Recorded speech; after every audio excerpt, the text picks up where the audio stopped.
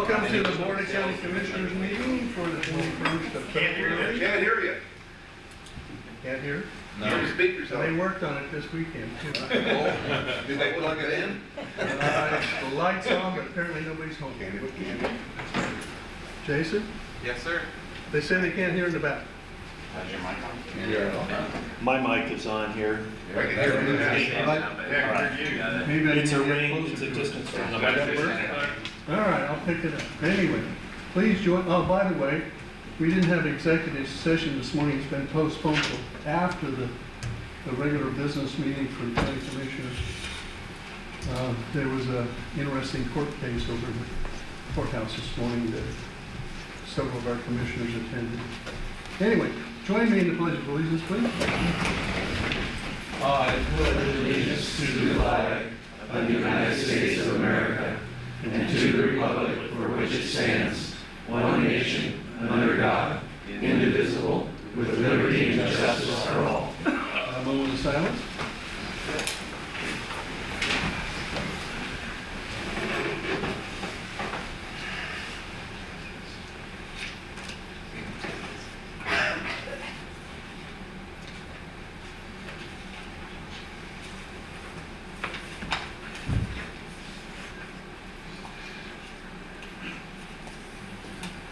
Okay, thank you. Now, we have a public hearing, ordinance 23-2-003L, amending Article 6, Division 3 of the County Code. County Council and the county. Okay, so this public hearing for the purpose of hearing ordinance 23-02003L. Notice that this hearing was published in the World and posted in accordance with ORS 203045. This ordinance would amend the rules for hearing appeals from exclusions of county property under Article 6, Division 3 of the Coos County Code. This is in response in part to some concerns that were raised about all appeals of exclusions from county property going to the Board of Commissioners when, for example, the board could have been one of the decision makers for issuing that appeal. So the county does have a hearings officer. So these amendments would allow appeals to go to that appointed hearings officer as opposed to going to the Board of Commissioners. There were a few other minor changes as well. I increased the time for filing an appeal from 5 days to 10 days because I thought 5 days was on the short end. I also put in a exclusive citation that all final decisions of the county are appealable to the circuit court, which under law already is in place, but I put it in the code so that people could see it. All final decisions of the county that are quasi-judicial in nature can either be appealed to the Land Use Board of Appeals or to the circuit court. This would go to circuit court and then from there to the Court of Appeals. So that is the gist of the ordinance. The other thing I wanted to point out is that because this is responding to concerns that were raised from the public on the appeals process, I did put in an emergency finding saying that it's in the best interest, it's immediately necessary for the protection of the general welfare of Coos County. That would make it take effect immediately. If the board wishes to have another hearing on it and not have this be an emergency, that's in the board's discretion, but I wanted to note that this, as written, would take effect immediately upon passage. Okay. So I have a motion for discussion. Would we need to read the ordinance by title? Yeah, read by and then take public comment. I thought we'd do that, but okay. Go ahead. Okay, ordinance 23-02-003L. It's an ordinance amending Article 6 of the Coos County Code to modify the rules and regulations for hearing appeals of exclusions from county buildings and property. Okay. Now public comment. Yep, comment? Commissioner? Comment? Public comment too. Yeah, that's right. Good? I'd like to listen to the public comment Yeah, first. okay. Anybody want to comment on this? Mr. Phil, Walk up here. please.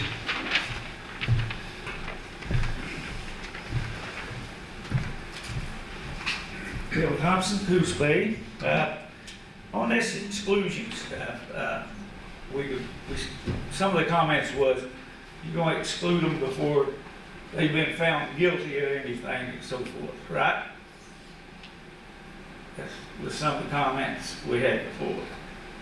If you cite somebody, say, whoever's gonna cite them out in the county force for, say maybe they got some wood without a permit, you're gonna exclude them then, and then, you're going to let the hearing judge try them later, right?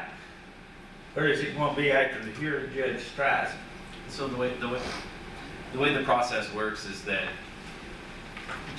people who've been designated by the board as having the authority to issue exclusions can issue exclusions. The exclusions are effective when issued, and then there's an appeals process for an individual who feels like the exclusion was unfair to appeal.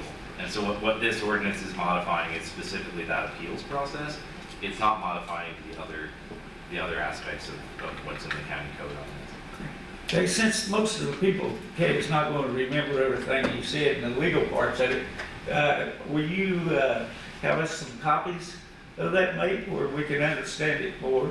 Yeah, and I will note too that part of the process and one of the requirements of this code section is that if we exclude you from county property, Phil, we would have to serve you with the notice of exclusion, and then the entire county code section would be attached with that. So you have to get a copy of it when you're excluded. That's in these rules. Well, So, but yes, I can give you a copy of it. that's what I want to know, And because it's on the county's website as well. somebody can get So- excluded and don't even know what they get excluded for. Now, the other part is, I guess, if I disagree with the commissioner and he says, I'm having you escorted out of the meeting, so where are we at? Or am I going to be excluded from these meetings? No, I need an answer. You guys have complicated the process of where you've got 2 or 3 things over here that we're not even going to be able to ask you what or anything else because of the comment period. So I think you guys got a lot of work to do before you enforce something like this. And there was a lot of public comment against this little article there too. So you're gonna put it into effect now. I think you're not doing the citizens of Coos County the service they deserve. And I thank you. Anybody else?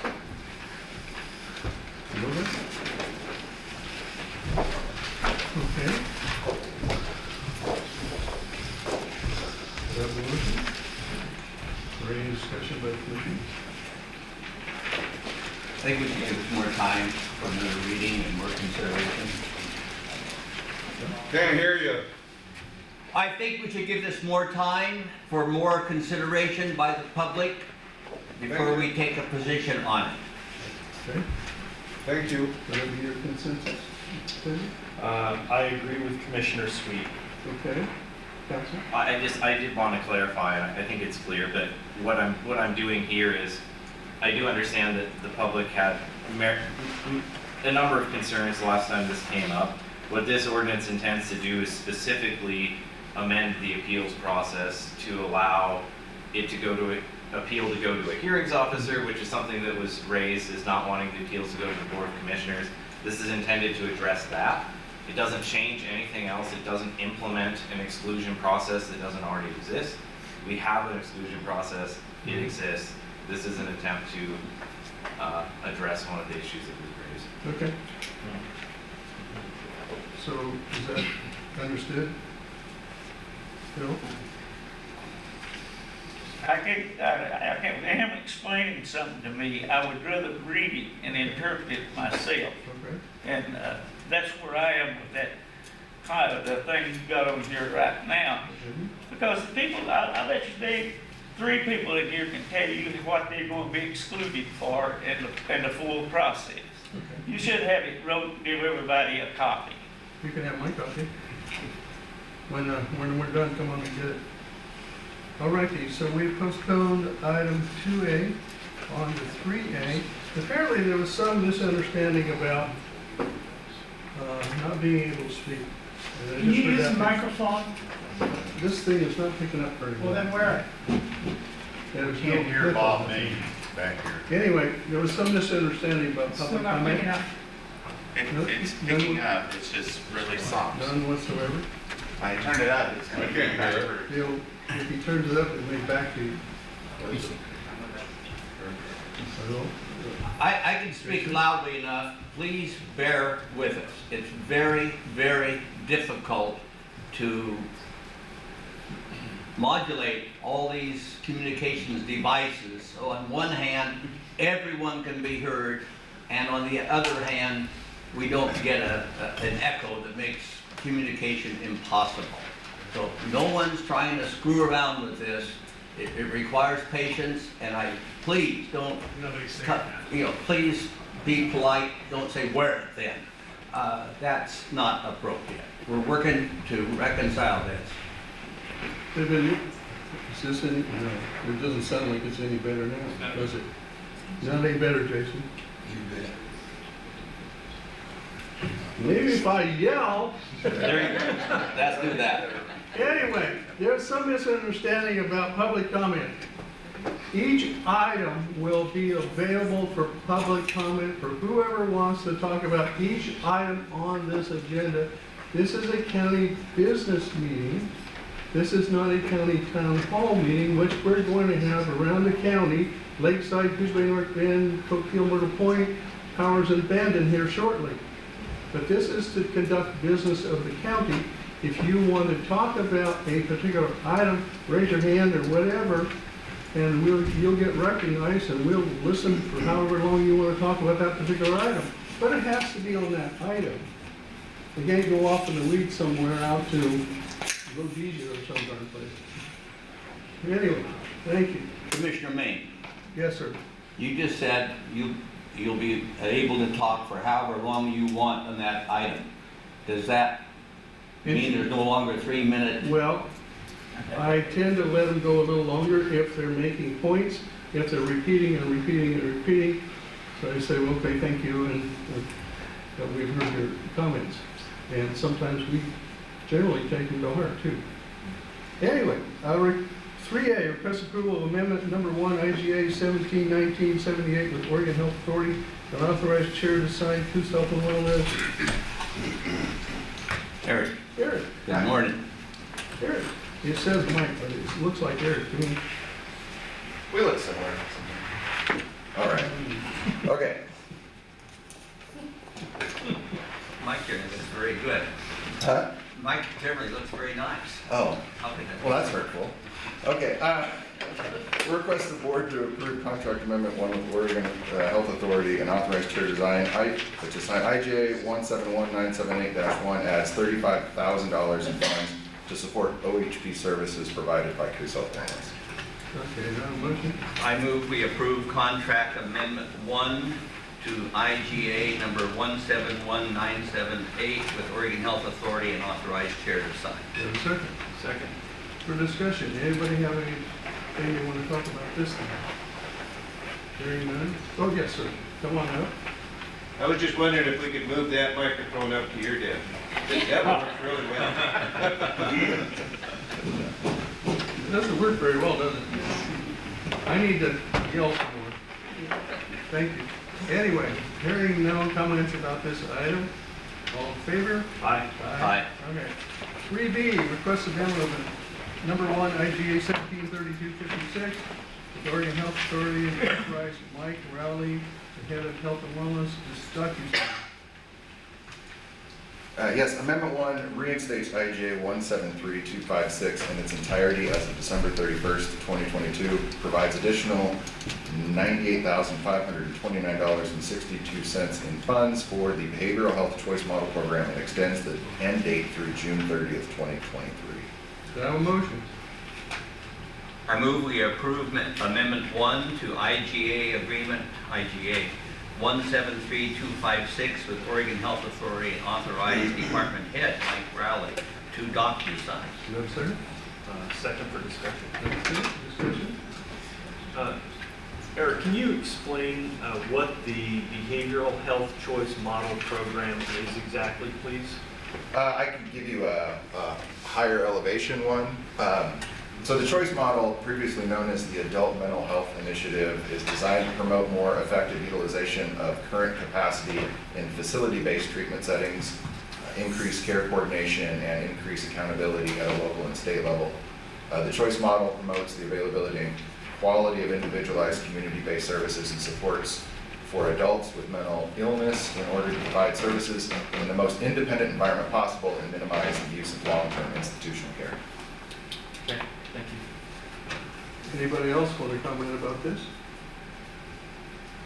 Hearing none, all in favor? Aye. Aye. Is this mic any better? No. Not much better, huh? All right. Item 3C, approval of employment agreement with Dr. Peter Lund. Dr. Peter Lund has provided healthcare services to Coos County Public Health Division for a significant period of time, including serving as the local public health officer for the county pursuant to ORS 431.482, Section 2. Coos Health and Wellness would like to formalize the agreement in an employment contract. This would be more for like a extra help kind of position. He does standing orders for public health, different medical things that we have to do as our health officer. Any motion? I move we approve and sign the employment agreement with Peter Lund, medical doctor. Have a second? Second. Discussion, okay? Yeah. Discussion? So what, do we have a number on what the average annual cost has been for Dr. Lund's services in the past? I see that we're talking about a monthly $600 stipend here, so how does that compare to what the services have cost us in past years? I don't have that number in front of me, Commissioner. I don't know if, Anthony, do you? If I remember correctly, it's a 25% increase compared to what it was. Background, he's been serving as our public health officer for about 20 years, so there has been no increase in that time. So this is formalizing it. So it's at about $100 an hour, which, as I'm sure we're aware, that's basically what a temp RN would be paid. So it is a very, very good contract for us to provide standing orders, medical guidance, closure of cases if it was something of the skin, like a monkeypox case. So this is a really good contract for us. Okay, thank you. Okay, anybody else want to comment? Now, Keep this in is- mind that these expenses relating to Coos Health and Wellness are not paid for by county property taxes. They are paid for, by and large, Medicaid payments that come from the federal government via the state to us. Do I have that halfway right? Yeah, Thank you. they still come from us though, You no matter what. So, and a lot of other taxpayers. Now, we all over have- the United States. so Eric, we still have a regular doctor on call, and this is extra, to do things extra? I'm not Well, clear. he's been our on-call medical officer, right? So when we have things that pop up, Dr. Lund is that person. Okay. We're just formalizing the contract with him as an extra help staff member. Okay. So this is to keep him on staff? Yeah. but The charges could go, depending on how much you use him, over that. Right, and we, honestly, we don't use him all that much, but we have to have one on staff. It's a statutory mandate. Yeah, okay, I'm watching both the ends. He's been- As it goes up and down. He's been great. Okay, all right. Anybody else want to comment about this? And I stuck the thing in my lip pocket here. I don't know if that helps any. Maybe, a little bit. Very good. All right. Be better in your pocket. Anyway, all in favor? Aye. All righty. 3D, request acceptance of National Environmental Health Association USFDA grant. Environmental health application to the NEHA FDA's Retail Flexible Funding Model Grant Program was approved. The award amount of $17,160 will be used to supply Coos County food service operations on a volunteer basis with a set of remote temperature monitoring devices in order to advance the concept of active managerial control. The anonymized data collected by the sensors will be used to increase awareness of cold holding conditions to promote the reduction in cold holding violations. Okay, motion? I move we approve acceptance of $17,160 in grant funding from the National Environmental Health Association - U.S. Food and Drug Administration. Second? Second. Discussion? Clint? So this is, first of all, data being collected is anonymized, so it can't be specifically directed to improved management on site in terms of temperature holding. Do I have that wrong? I mean, that's how it reads. I don't understand how anonymized data will be helpful to us in our specific endeavor of avoiding these violations. Name? My name's Peter Coulee. I work for environmental health for Coos Health and Wellness. We just want to give out these temperature sensors because it's kind of advanced warning for restaurant operators, and so that data, if they feel like giving it to us, I'm happy with that. I don't think a lot of people are gonna wanna give me all their data with their name attached to it. It's just probably a non-starter. So I can, if I get anonymized data, then I could say, hey, look, we've got a lot of coolers that are going out when people aren't watching, or they're going out on the weekends. Maybe we can get people to use their sensors more to monitor temperatures. But I don't want to have anybody think that I'm going to try and nail them because we gave them sensors. Okay, so the restaurant receives this sensor, and it records the temperature track, and that data is visible to the restaurateur, whether it's recorded or not. They can see it. Do I have that part right? Correct. Okay, so the mechanism by which that data is transferred to health and wellness is... Only if they want to, they could give me access to their account, which they have total control over. And then I can download that data. It's good for 2 years. It's online storage. And then I can just scrub any kind of personal data off of it, or they could do it if they really feel like it. Okay, so the anonymization is something that is applied by you after you've reviewed the data. If they want me to, or they can do it themselves. Okay.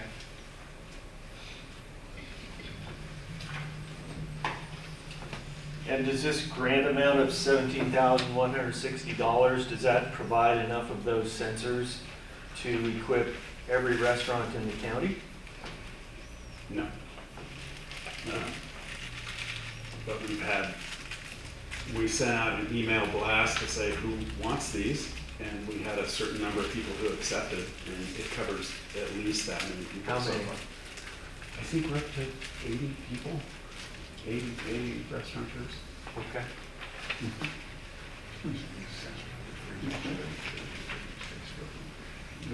This strikes me as being very beneficial because it will allow the owner of a restaurant. And I have a little note from Jim at Coach House who says he really likes him. He's been the test guy, so if you want to read it. But it allows the owner of a restaurant to monitor what has happened in his cooling devices. Right, it'll give you an alert on your smartphone. So if you're at home on the weekend or at night or something, it will set an alarm and say, hey, your cooler is 45 degrees, you gotta do something about it. And so they can. When your cooler goes down, you're talking thousands of dollars worth of meat, so or whatever else is in there. I know that personally. Now we have sensors in the other two freezers that alert the cell phone. Yeah, They weren't that expensive, but the third freezer, I lost a whole chest full of food. yeah. Yeah. Anybody want to comment out in the audience about this? Yes, sir. One question is, why are Come on up these, and give your name and all that stuff. my name Come is, on. Because the mic doesn't pick you up like. well, it's a hard time hearing you back here. Yeah, I know. My name is Bruce Beauchamp. Hi. I would like to know why these are being given out rather than them being loaned out.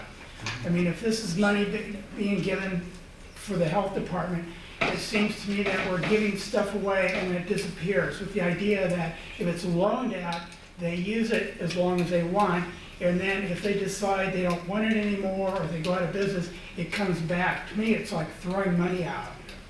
Good point. Anybody else want to talk about this? You have a comment? I thought about doing that, and I think you probably might have some acceptance of that, but this is just the way I wrote the grant, which was, I really wanted to just keep the strings as few as possible between me and the restaurateurs, because I'm the regulator, you know, and I just don't wanted to make it as easy as possible. And the FDA is fine with letting the restaurateurs keep the sensors. Okay. Anything else? I appreciate the effort that has been made to bring this pieces of equipment to our local restaurants. I think this would be a great help. I'm ready for the vote.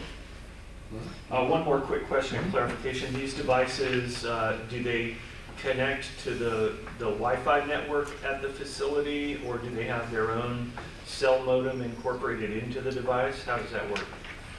These particular devices connect to a gateway, which connects to the internet service their Wi-Fi network. So then that will relay. So if somebody wanted to give me the password for that internet site that holds onto their data, then I could look at it. You could look at it. But for them, it's private. So they could be at home, they could be in Australia, and they could still read the data. But there was one other variety that had its own Wi-Fi set up, and 3 weeks later I still can't get it to work. And it was made in China. These are made in the USA. Anything else? Okay, call for the vote. All in favor? Aye. Aye. Thank you. 3E, request approval to purchase these temperature monitoring devices. Now, we got the grant done, now we gotta buy them, huh? Yeah. Board approved purchase of remote temperature monitoring devices from Cousins and Sears LLC. Also doing business as Sensor Plush, Coach? Yes. Okay. Do you want me to read it or? No, not necessarily. Do I have a motion? Move to approve the purchase of remote temperature monitoring devices from Cousins and Sears LLC, DBA Sensor Push. Joe Sears? I second that. Okay, comments? Questions? Anything? Anybody? No? Just a comment, we got the money from the federal government, that we approved the acceptance of that. Now we approved using that money to buy these devices. Okay. We're getting back on the list, okay.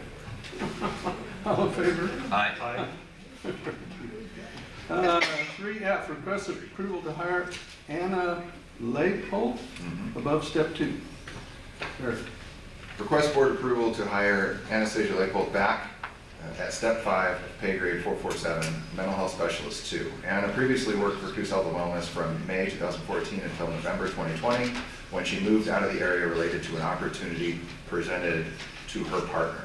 During her time with CHW, Anna progressed up through the top step 5 of the mental health specialist 2 position, and then was promoted further into a mental health specialist 2 lead role. She worked in both brief therapy crisis team as well as the older adult clinic team. Anna has subsequently returned to the area, and we recommend that she be returned to the step she had previously attained. Anastasia has 15 years of clinical and therapeutic experience and is fully licensed within the state of Oregon. She is already knowledgeable regarding CHW procedures, policies, electronic health records, and billing processes. Anna gained additional experience as well prior to her return to CHW. She will be able to step into this role pretty much where she left off. Due to those reasons, we believe that step 5 hire is appropriate. Okay, no motion? I move, we approve hiring of Anastasia Lapel at step 5 plus 5% of pay grade 447 for the position of MHS 2 effective February 21, 2023. Do you have a second? Second. Any discussion? Seeing none, all in favor? Aye. Aye. Okay. All righty, 3G, request approval to hire Alan Lively above step 2 for road department. Oh, Thank you. I don't see the road commissioner, see the HR director. Good morning. Good morning. Caroline? On January 24th, 2023, the board approved a new position over at the road department for a maintenance worker 5 crusher assistant position. I did a 7-day in-house posting, and Alan Lively was the most qualified candidate for this position. Therefore, we are requesting to start Alan Lively at step 4 of pay scale 805. Okay, do we have a motion? I move we approve starting Alan Lively at step 4 of pay scale 805, A second? effective whatever that date was. Second. It doesn't say. It would actually be yesterday taken. Yeah, Oh, yes. February 20. 20, okay. Now do we have a second? Second. Any discussion? Anybody? No? Okay, all in favor? Aye. Aye, thank you. Request approval to terminate contract for Lost Dog Road Sale, timber sale. County Forestry.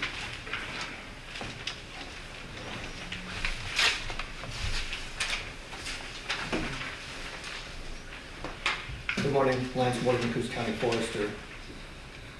Contractor will not have adequate time to complete the obligations on the contract known as BH 5-21 Lost Dog Road Sale prior to the completion date.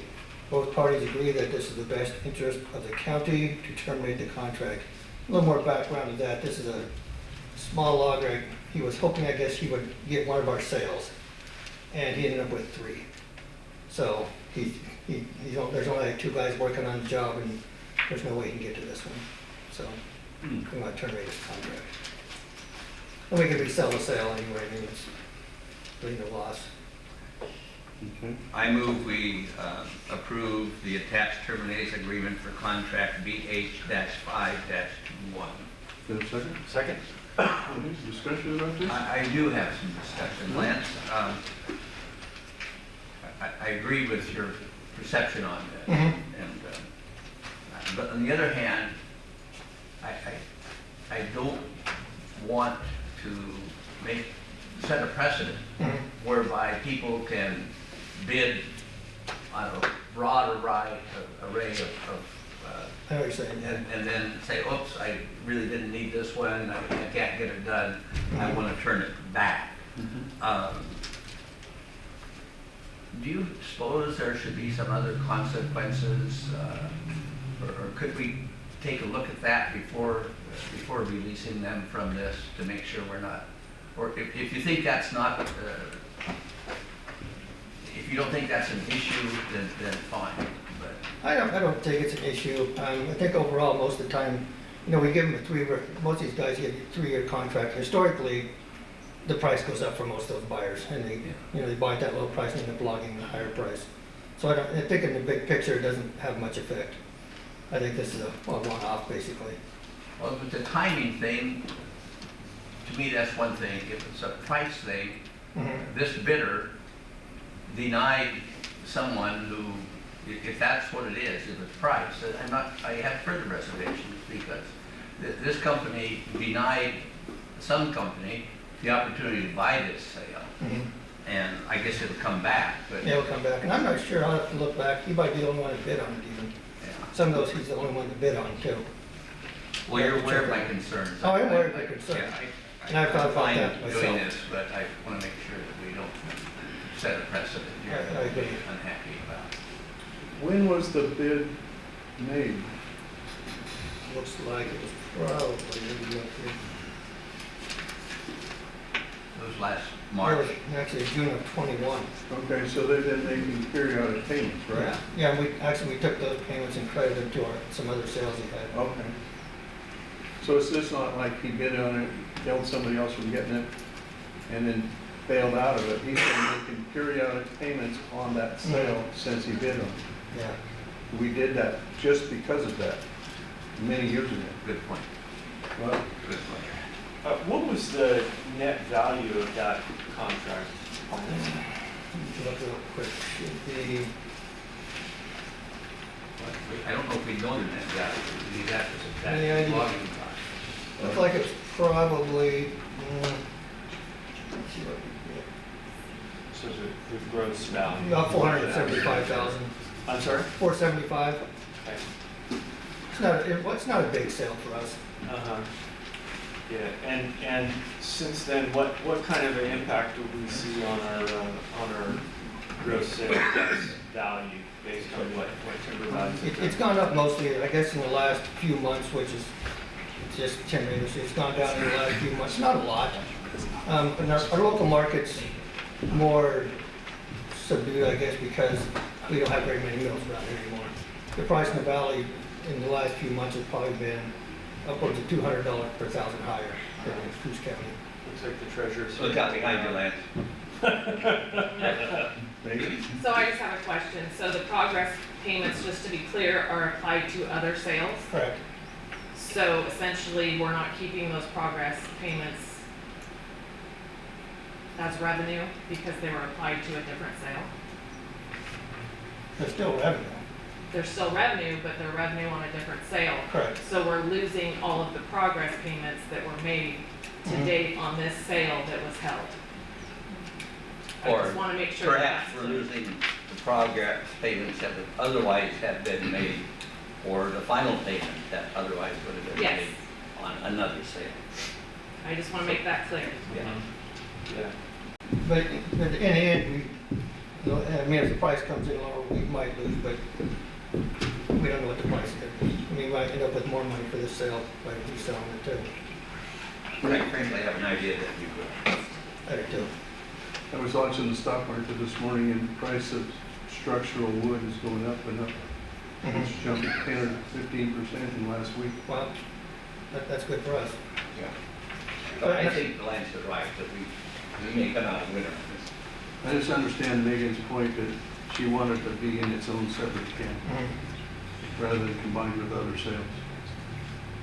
Well, and in light of that, you know, it really is a loss of the revenue realized thus far on that sale. I understand that we have a probability of selling that timber now at a better price.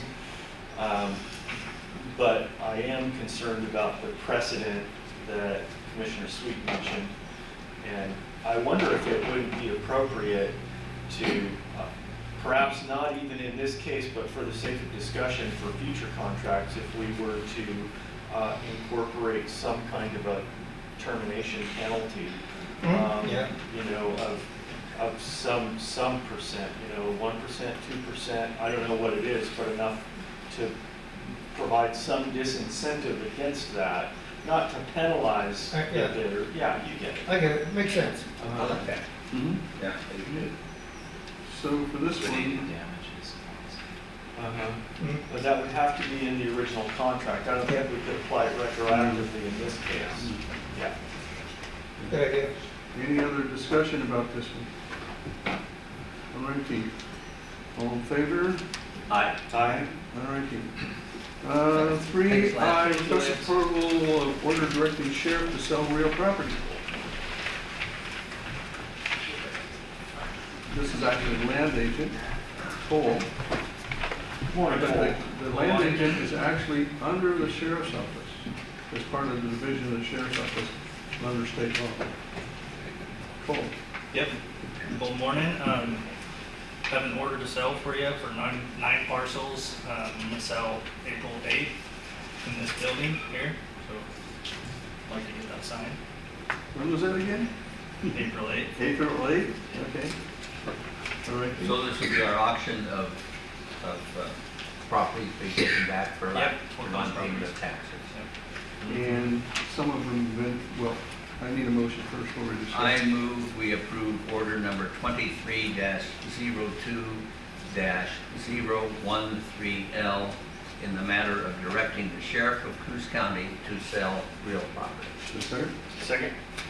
All righty, so some of these were quite the mess and have been cleaned up, right? Yep, we're working on 2 right now. One should be cleaned up this Friday, and then we're doing a burn to learn with Lakeside Fire in the coming weeks. The one on North 8th? One on North 8th Street? Yep, and then we'll clean that up. So those are the 2 big cleanups this year. And that makes the neighbors really happy to get rid of all that eyesore. Okay. John? I went by Yeah. last weekend, the day after you were cleaning it up, the property that you talked about. And I understand that there had been 2 big, those big 40-foot long tub things, dump trucks, dump tubs, loaded up, plus 1 10-yard truck. And it looked like the property had not been touched. Yeah, we're gonna go back this Friday and finish it. Oh, Each one of those trucks, about 10 loads to the dump. over Cape River Highway? Yep. Also, more than 1. Oh yeah, there's 4 dump trucks. Yeah. Yep. Any other discussion? Anybody? So like I said, making the neighbors really happy when the county road department comes in with an excavator, puts it in those dumpsters or in the dump trucks and hauls it off to county solid waste. All that cost is taken out of the proceeds of the sale, and the county gets reimbursed for that, by the way. All for the vote? All in favor? Aye. Thank you. Thank you, Cole. Request approval of resolution 23-02-029B, correcting resolution 23-01-024B. Sheriff. Morning. Try to make it up before you finish. Good morning. Good morning. So what's happening? So actually, the next 2 are both in regards to grants that we received that have already been approved. But in this case, this resolution 23-02-029B, it's the grant that for in the amount of $20,000, which we would utilize to purchase the NIC tester, the True Narc tester, test-through bag. But the resolution is to actually put the spending authority in the jail division of the Coos County Sheriff's Office. It was originally put into Cent in error, Yeah. and now we're moving it to the correct place. Ah, okay. I do remember going to Sin. Yeah, it was in the wrong one. Okay. I move we approve and sign resolution 23-02029B. Second? Second. Yeah. All righty, any discussion about moving? Anybody? Hearing none, all in favor? Aye. All righty. Now, 3K, approval of resolution 23-02-028B, transferring expenditure appropriations apparently from SIN to. So on this one, another grant, we're going to buy a trailer, platform trailer, to help us a lot with seizures, with forfeitures and everything, and we can actually use it in criminal for other as well. However, the grant money we have is a little bit short. Hoping to transfer $3,565 from contracted services to cover the remainder. Okay. So motion? Move to approve resolution 23-02028B, appropriations transfer of $3,565. Second?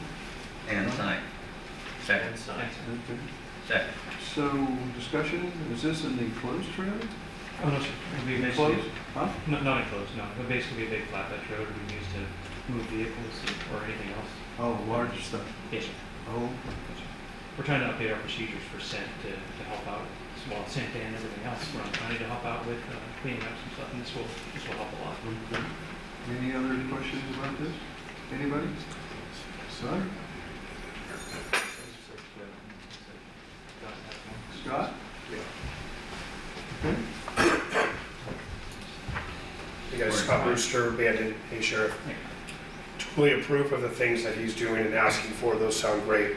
Once again, I feel that this sheriff is highly intelligent. I think he can make these decisions on his own. He continues to have to come here and ask for permission and authority. I think there should be a separation of power between the departments. I think it's really healthy. Maybe I'm not understanding the entire processes, but I think that the sheriff has the capability to make these decisions on his own. And I do think that we should grant him that authority somehow.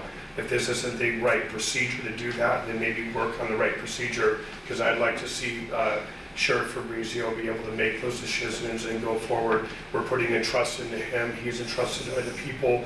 He is working for the people and not the commissioners. He was not appointed. So just a point I wanted to make. I make it every time, and I'd like to grant authority to Sheriff Fabrizio.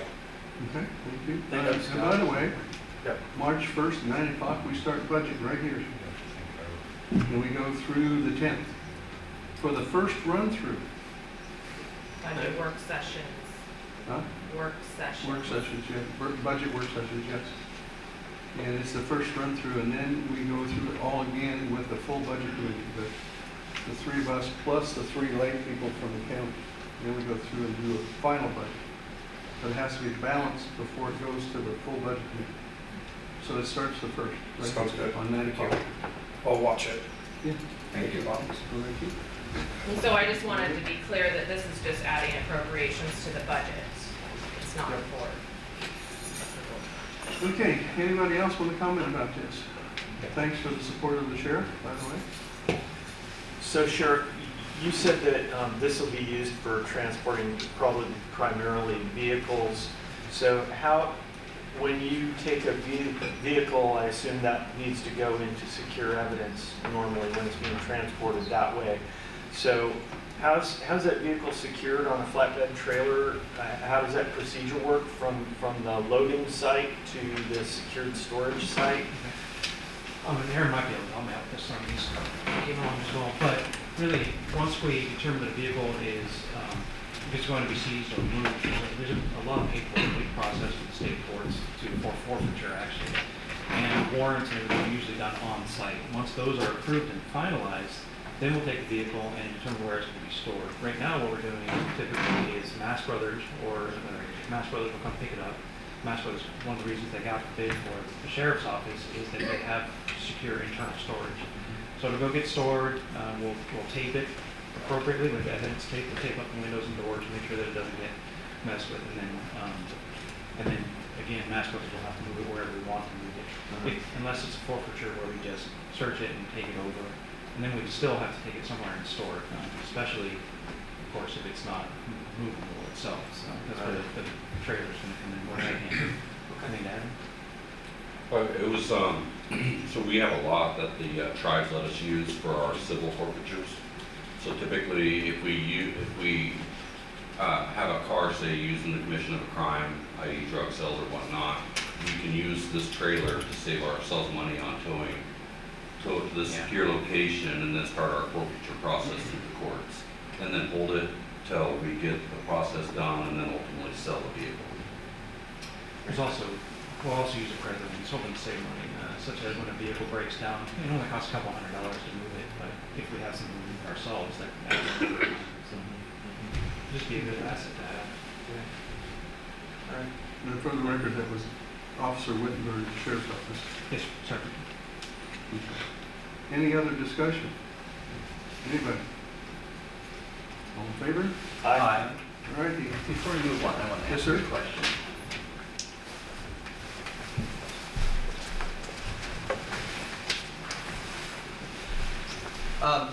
If you have a minute, I probably have everyone here. I'd like to talk a little bit about where the funding for SID comes from and where it doesn't come from, and whose lives it touches in this county. So, which governmental and tribal organizations are supporting SID? Quite a bit. Honestly, we scramble for funding wherever we get it, and Sergeant Whitworth does a wonderful job of collecting grants from around any source we can, whether material or otherwise. Recently, Cook tribes have granted us quite a bit of money. We've also got money from marijuana eradication money from the state.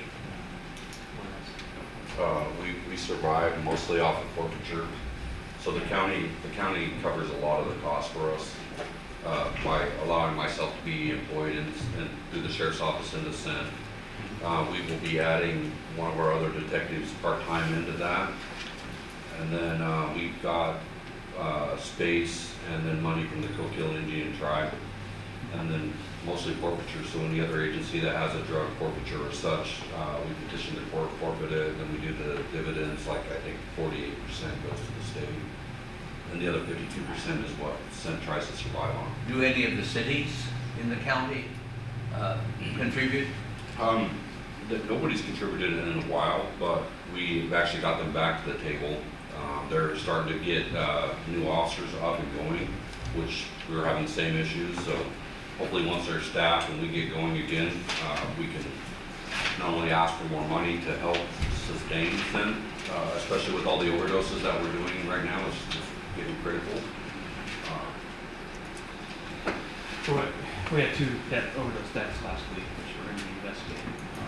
First step we're working towards with the police chiefs right now is joint investigations inside city limits, which is actually a pretty big step forward. They will be basically allocating their officers' time to help with these investigations, and some, hopefully in the future that grows into either monetary or even better personnel support. It'd be great if we had 1 or 2 more officers dedicated to send with Sergeant Wittenberg.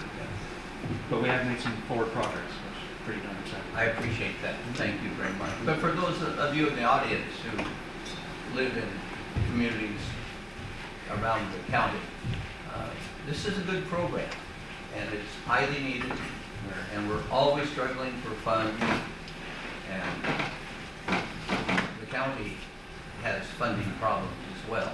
If we all were to work together, it would be a big help. And I don't want to, I think we're moving in that direction, so I don't want to say anything bad about any particular community, but we need their help. We do, and we do appreciate that. We do appreciate the county allowing us to support them, and continuing to support it through this important. I understand the refrigeration process. Scott Brewster again. It's hard to figure out who's Yeah, on the table. refrigeration process and all that, that's coming from federal. I totally approve. That should be coming from federal, not local. I just want to say, as a person for the people, we are 100% okay with funding the sheriff's department. That is exactly what we want to fund from our counties and from our cities. So if it did come from the cities and counties, I'd have no problem with that. That's exactly where the money should come from, and I want this man funded appropriately. Thank you. Thank you, Scott. Thank you. Okay, call for a vote. All in favor? Aye. Aye. One other little comment. I hear lots of good comments about your new media presentations of all the arrests, etc., throughout the county. And I'm saying this for everybody in the audience and online. If you don't get it via email, it's also on Facebook, like they had one in Lakeside yesterday. The lady was breaking into mailboxes, etc. So they publish those, and sometimes we get 2, 3, 4 of them a day. Now, you never knew about this before. It was just normal county sheriff's business, but it is good to know what's happening out there as far as people being arrested for doing things they're not supposed to be doing. And so if you'd like, you can get a hold of the sheriff later on, give him your email, and he can put it on the list.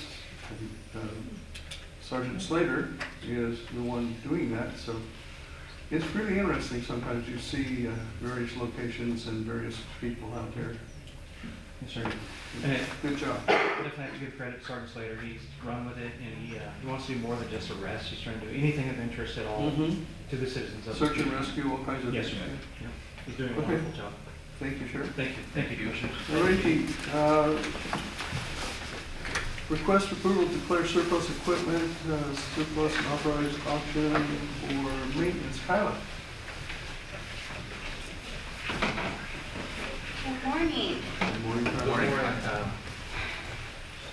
So, as you guys know, when we purchased the Harris building, which is the maintenance shop at 142, we had a donation of a ton of cabinetry equipment, supplies, things that were in the working cabinet shop. And so we are trying to save some room. We finally have cleaned most of the building out, and we're ready to list the equipment that we can't use in the maintenance department and the supplies that we can't use into the public auction through the roads department. So we have everything ready. I attached a list of all of the equipment that we're getting ready to auction. The supplies I did not list. It's everything from door glides to door hinges, cabinet handles, etc. down the line. So I'm just requesting approval that we can go ahead and move forward and list those in the public auction. I'm not quite sure the date that the roads department has listed, but I know it's coming up. Okay. Motion? Move to declare equipment and supplies as surplus and approve to auction through public auction. Second? Second. Okay, any discussion by anybody? Curiosities? That's the building that's just half a block down the street here to the south on the east side of the road, 142 North Adams. It used to be a cabinet shop. There's tons of equipment in there. So you're moving it all over to the auction.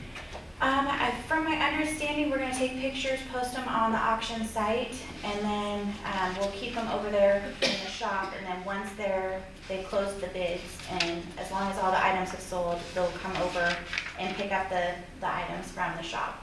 Can you do announcements to the media too, please? Yes. And I think the roads, I think when they do that public auction, it's announced and they send something out, but I can Make sure. look into. And if you want to have a personal contact, Kyle will certainly take your name, email, or phone number afterwards and get a hold of you when the date is. Yeah, and the place. I was actually going to reach out to some of the local cabinet shops that I know are here in Coos County just to let them know, because there's some things like the door glides, the door hinges. I mean, that's something that is pretty specific to cabinet shop. Mm-hmm. And so I was going to reach out to some of the locations and just let them know. Ms. Lewis, you had a question? Should I? Yes. Yeah, please. Pam Lewis. I was just wondering if there would be a preview, public preview, since those county members who live here could actually go through and look-see before bidding. Is that doable? I don't know. I'm sure we can. I'm sure we can coordinate something. I know that they have pictures on the website when you're going to bid, but I'm sure we can coordinate something to. Looking at equipment, a picture is, visually seeing it is so much better for your knowledge than if you can do that. Yeah. I appreciate online stuff, but I like to see it and touch it. I would set a time and place to do that. Thank you. So that we're not tying up our maintenance crew for half the month. Yes. Pay their wage. Yeah, agreed. Where will the proceeds go? The proceeds will go into general funds, since maintenance is general fund, Okay. as per my understanding. So, Kyla, I'm wondering about, I assume that all these inventory, this is all this is all equipment that's going to be in the shop. I assume these are all individual lots. I'm wondering about the other stuff like shaper blades and the drawer slides you mentioned, hinges, stuff like that. Will the drawer slides be all put together in one lot of drawer slides? That's pretty much what we've done, is just done a pallet, essentially made a pallet of just like things. So there's a pallet of door hinges, a pallet of the door glides. Then we have a couple, they're actually really nice displays for all of the handles and knobs. Yeah. So we're gonna put all of those together. I'm assuming either a hardware store might like that because it has a really nice display and it's already got the inventory in there. Okay. So was it, you've got different lengths of drawer slides, they're just all mixed together and you just have a total count? A rough count. A rough count? Yeah, Okay. rough count. All right. There was quite a bit of equipment and supplies that were in there. And the equipment, they're a little bit bigger, so we already coordinated with the road department to borrow their forklift, since our forklift is down at the moment, to load the machines. and the pallets. We're not talking about just a few slides and things. No. You're talking about pallet sizes. Yeah, I'm gonna assume there's probably roughly about 1,000 or more, give or take, of each, like the door hinges, the door slides. So one thing that I've found being on both sides of this table and using surplus auctions and other auction sites to buy stuff is that you tend to retrieve a better overall price if you break those lots down a little bit smaller. Because what you do is you expand the bidder base by doing that. Because there aren't that many people who are going to bid on 1,000 drawer slides. But if you have 100, you've got a bunch more people that'll bid on that, and you can sell those off for a little higher price per unit. And the other advantage that you gain by doing that is when you've got a smaller lot of stuff, you expand greatly the potential base that you can ship to. So if you got 1,000 of them, you pretty much got to go pick those up. So you restrict your geographical base that you're attracting. Where if you've got something you can throw on FedEx and ship out for 50 or $100, then you can sell to Maine if you wanted to. So that's just a point of how to maximize the revenues from these kinds of auction items. We did consider that, but really it's the time the maintenance department has to split these up. Yeah. And that's where we kind of opted just to go with the pallet. Right. But it's not something that we can't change. Nothing has been posted on the auction site. We also considered doing an actual live auction, having people come through, but that requires a lot of time for us to coordinate and then getting bids and working that all out, which is why we kind of wanted to just go with the roads department since they do the public auction site. But we can definitely, we can coordinate to have a time that people can go through, look at the equipment, look at the pallets, look at what's there. We also did get rid of some of the supplies to our local parks department. They came through and got, there was some sinks and toilets in there that they wanted and some windows that were left over in there. So we've been able to at least get back to some of the other departments in the county. Okay. You could also, talking about what Rod's talking about breaking them up into lots. The high bidder could take multiple lots at once too if they wanted. That's right. Yeah, that's right. So anyway, consider that, would you? Yep. One other little point I would make on that is that my observation, 20 years doing this kind of thing, I have observed that eBay fetches much better pricing points than public surplus auction does. So, And that's something I can look into and see if we've had any departments do that or if we have something. Yeah, and that would be applicable to shippable lots. Really, you have to have shippable lots in that scenario, but you're going to realize probably 50% higher price points out of eBay. So. And generally, the person buying off of eBay pays the shipping too. Yeah. Yeah, that's true. Well, that's true with public surplus also. Alrighty, any other discussion? Oh, John? I have a question. Pam was concerned that county employees who have access to this equipment might have an advantage in this because they would know what's there, what's better, what's not so good. Can county employees even bid for this?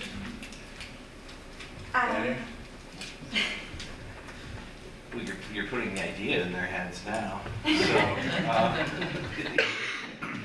I think a county employee who wasn't involved in setting the bid minimum or dealing with these goods probably could under the ethics law. The ethics law would say that a county employee cannot gain an advantage, a monetary advantage from the fact that they are a county employee.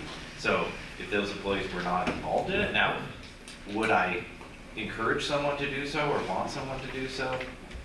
Probably not, because I think it's not a good, it doesn't have the appearance of a very ethical practice on its face for a county employee to be bidding on it. So, Thank you. My 2 cents on that question would be that if a county employee has been in, seen the equipment, and then goes and they're bidding on the site, then presumably what they're bidding on is value that they have perceived and they're bidding the price higher. So I don't see how that could be a conflict of interest because they're enhancing the price point. Whether they end up being the buyer or not, it's still a level playing field. I agree with you, but the perception is still there. And because of that, I maybe don't agree with it. There is, however, when a law that county employees, et cetera, especially elected folks who are involved in the land sale and their families cannot bid on land sale items. They're prevented by law. And I always thought, well, what difference does it make if they're at a public auction, just like people sitting in the audience here, and they're bidding? That's open and everybody knows that Bob works for the county and he's bidding on this thing. Does he know something? I may spur some bidding, but there is no exception whatsoever. I can see it if there was some kind of deal made on the side. Absolutely not. But out there, open and notoriously, as they call it, I don't know why it would matter, but it didn't matter in the law when they set it up. So no county employees, especially elected officials, can bid on those land sale items. Just so you know. Yes, sir. Go on up.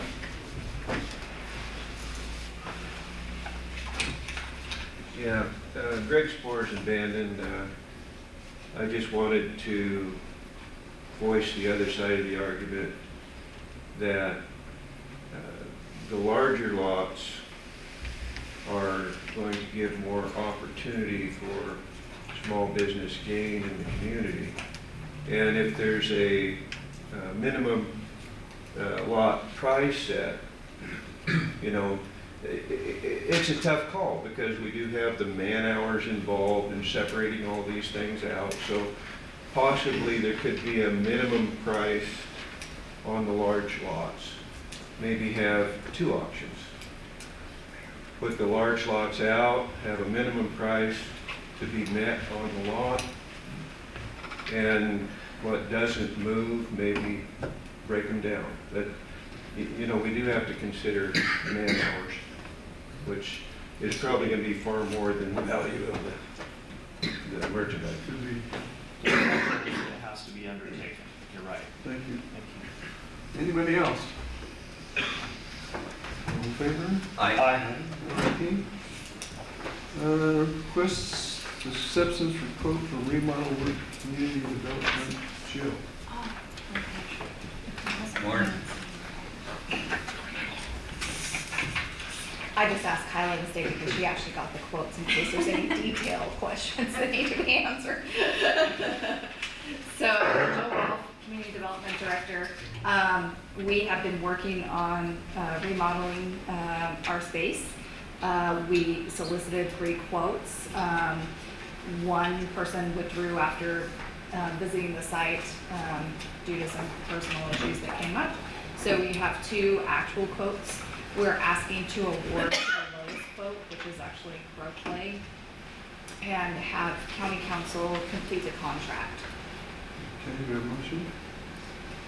I move we accept the quote from Crow Clay and allow county council to complete the contract for renovation and remodeling of the community development portion of this building, which will be that, largely that empty room right there.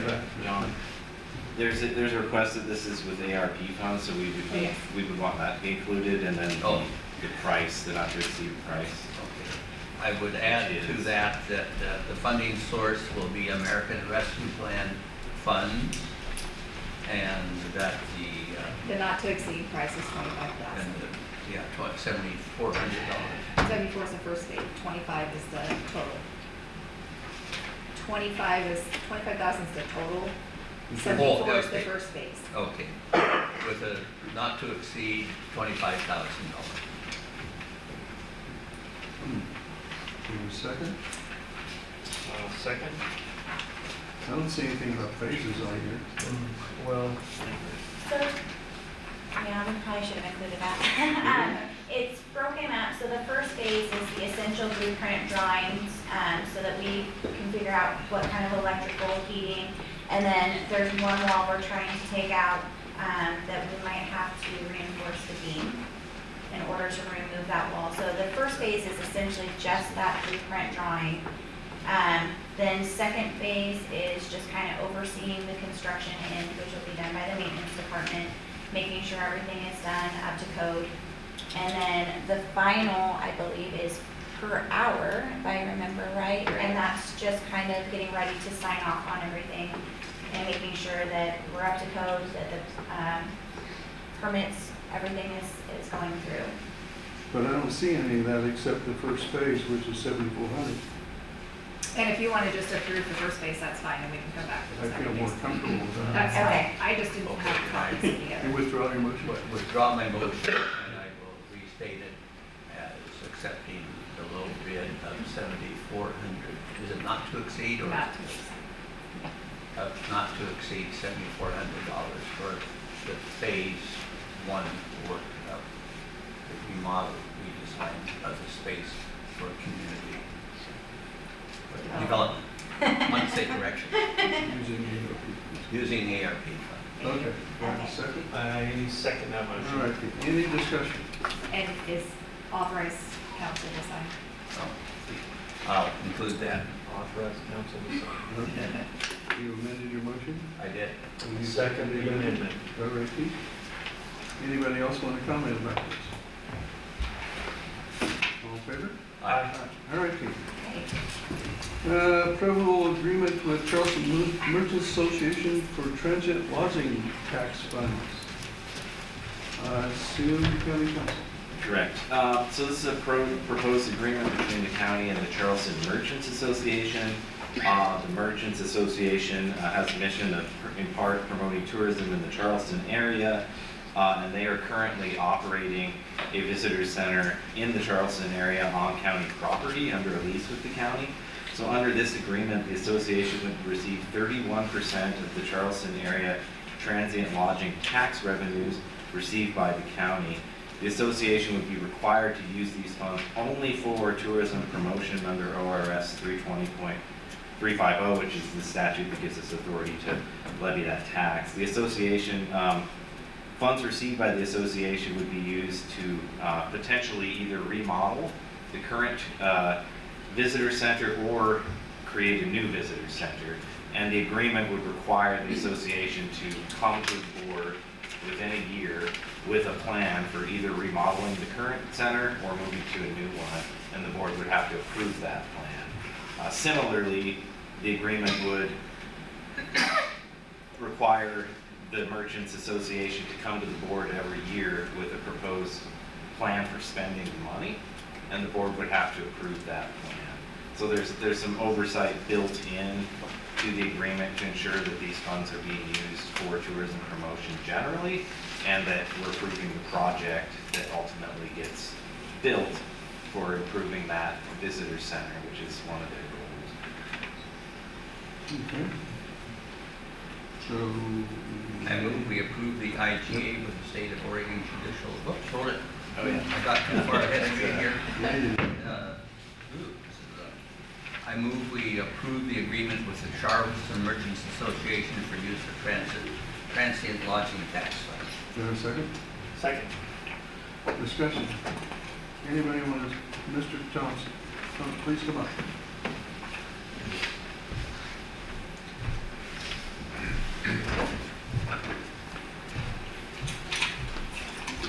Phil Thompson, Coos Bay. This logic tax, the way I understood it before, we was going to part that hearing officer we've got, right? We was going to use that to pay his. Well, Bob, I was told that, and let me explain. I got the floor now. Please let me talk. At one of the meetings there, I said, well, you know, a hearing officer is like a municipal judge. They got to find a person whether they're guilty or not to justify their existence. And I still believe that. And our counsel right here, the county counsel, he spoke up. John was the chairman.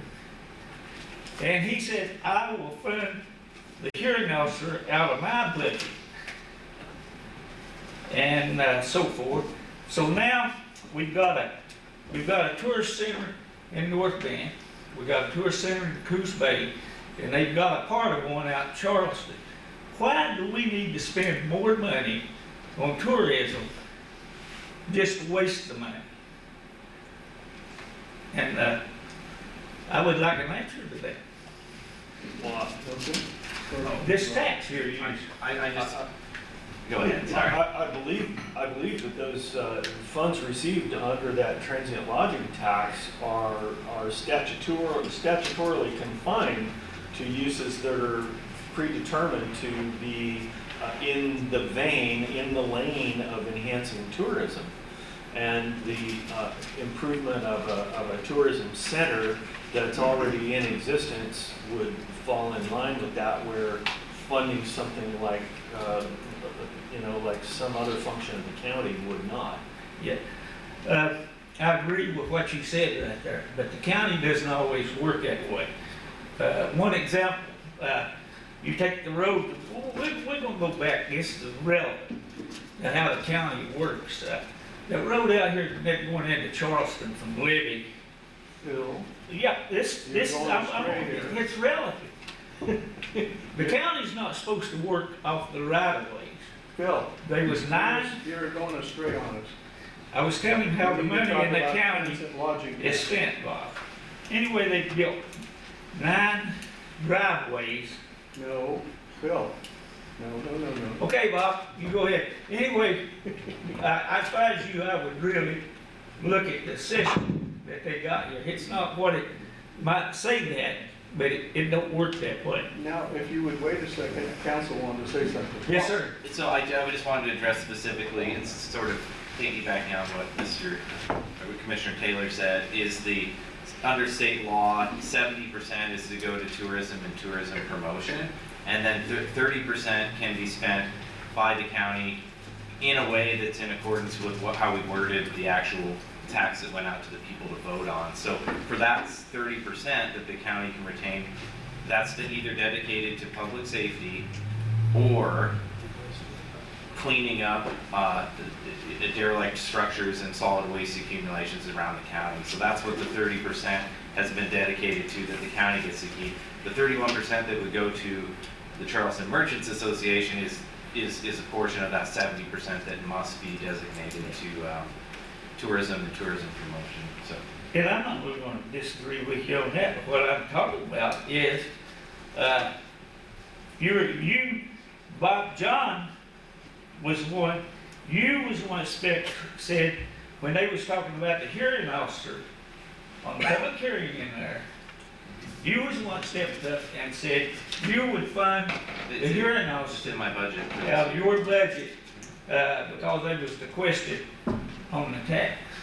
So my question is, are we going to fund your budget? I'm going to fund the hearing officer out of your budget from now on? That's up to the budget committee, but it is in my Yes. budget for this year. Yes, sir. This fiscal year.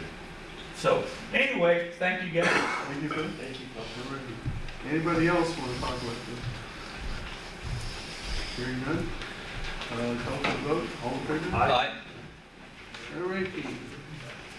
3-0, request approval IGA with Oregon Judicial Department for courthouse improvements. You see, we have the Oregon Judicial folks here too, besides county council. I can give a brief intro, and then Thomas can answer details about what's actually happening here. Thomas Langford is the court administrator for the southern Coos and Curry counties, correct? Thank you, Commissioner Maine, that is correct. Okay. So this is Morning, Mr. Sweet. Thomas. Floor is yours, Matt. Okay, thank you, sir. The proposed IGA would provide the county with $25,000 to complete an improvement project at the courthouse. In part, that would include adding a non-structural wall, replacing some carpet, and adding an additional HVAC system. Maintenance department, my understanding, can complete some of this work, though some of it would be contracted out, such as, I assume, installing an HVAC system, for example. So Thomas could provide any additional details necessary. Okay. So much of this work is piggybacking off of the closure of the North Bend Annex and the final resolution of moving those staff to the courthouse here in Coquille. In addition to that, Senate Bill 48 that was passed during the last legislative session added 3 additional staff positions to Coos and Curry County. Those positions are located here in Coos County for release assistance officers. So some of this money is going to be used to take current available space out of the courthouse that the court occupies and to add and partition that off into a 3rd office. So that space can be separate from judicial staff office space. We would then replace some carpet that is roughly 20 to 25 years old. Is that all? That's what I assume, but it's at least that old. In that space, we would add an HVAC unit and some electrical, which would require some electrical work to be done. And obviously, while we would do that, we would also probably paint the space. We already have the space, the paint to cover that, and I am going to be doing the painting to help the maintenance department out with those costs. So, in partnership, this is kind of to move some projects along to make the space for staff that's necessary that we required through some legislative changes, and to really finish the project of moving those staff resources over from the North Bend Annex to the courthouse here in Coquille. Okay. Do I need a motion? I move to approve the IGA with State of Oregon Judicial Department for courthouse improvements and authorize the chair to sign. Second. Okay. Any discussion? Anybody?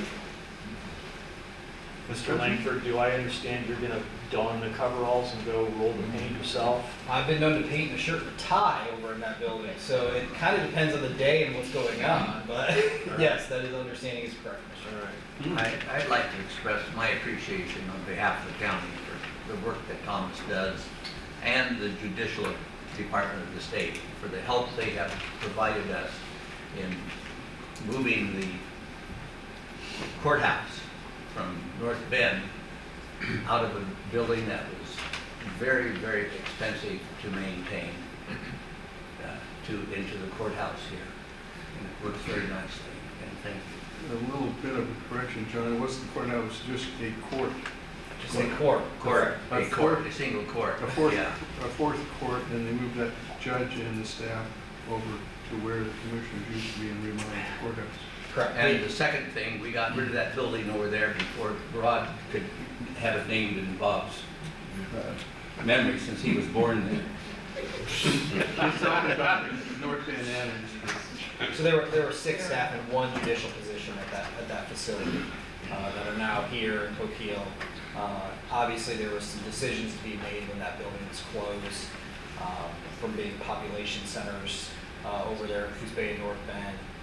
That all coincided obviously with COVID and some availability of remote access services, and a lot of the matters that were heard in North Bend can be dealt with by phone or online now, mostly violation matters, first appearance FEDs, landlord tenant issues, we can do those remotely if the parties choose now.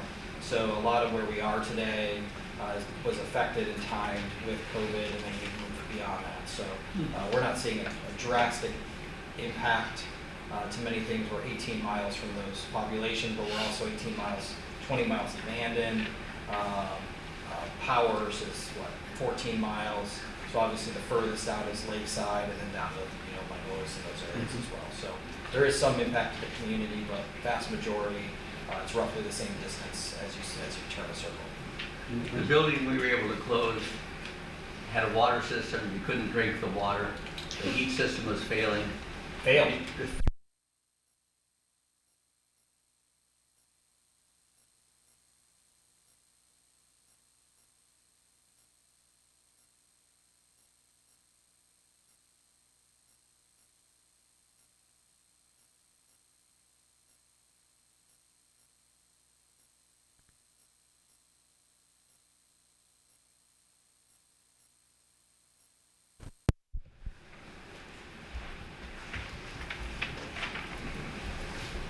Mary Murphy, Coos County. Please don't use the word COVID. 2018 was worse. I would suggest substituting the word tyranny. Thank you. Anybody else want to weigh in? Hearing none, seeing none, all in favor? Aye. All righty, 3P, request approval of resolution amending Chapter 1 of the Coos County Rules. County Council. Okay, so this one's sort of a housekeeping matter. Chapter 1 of the Coos County Rules on board policies and procedures includes a list of all department heads and elected officials. The proposed changes here update that list to reflect our current structure. We've had some changes in management structure, so this list would update to correct that. The other change is sort of a housekeeping issue as well. We have a section on post-action notifications, which are minor contracts that are approved on the consent calendar. And we have another section in the code that talks about the process for those. But then they're also addressed in Chapter 1, and so I've tried to harmonize those two sections by adding post-action notifications can also be minor contracts signed by department heads that I've reviewed, and those would be for less than $10,000 routine contracts. So that's what we're doing here with this resolution. Ricky, motion? I move to approve and sign resolution 22-02026L, amending chapter 1 of the Coos County Code. Second? Second. Discussion? Anybody? No? Okay. All in favor? Aye. All righty. 3Q, request approval of resolution amending Chapter 2 of the Coos County Rules. So this is partly housekeeping and then one substantive change. So first there was also another list of department heads and elected officials in Chapter 2, so I figured we could probably get rid of one of those. Makes it easier for me to fix things when I need to change them.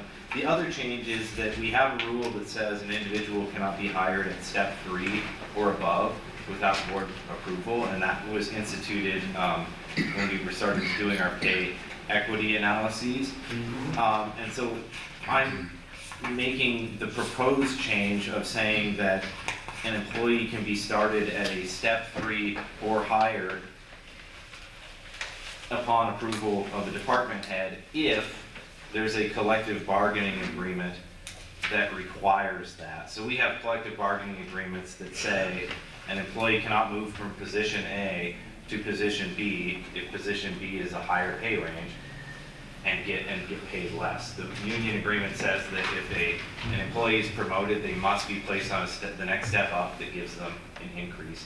So what this would do would be to allow us to not have every single one of those go before the board when the board cannot, in those situations, violate the union contract and not agree to start someone above a step 3. So that's what this is intended to cover, because it's kind of in our opinion, it was a waste of people's time.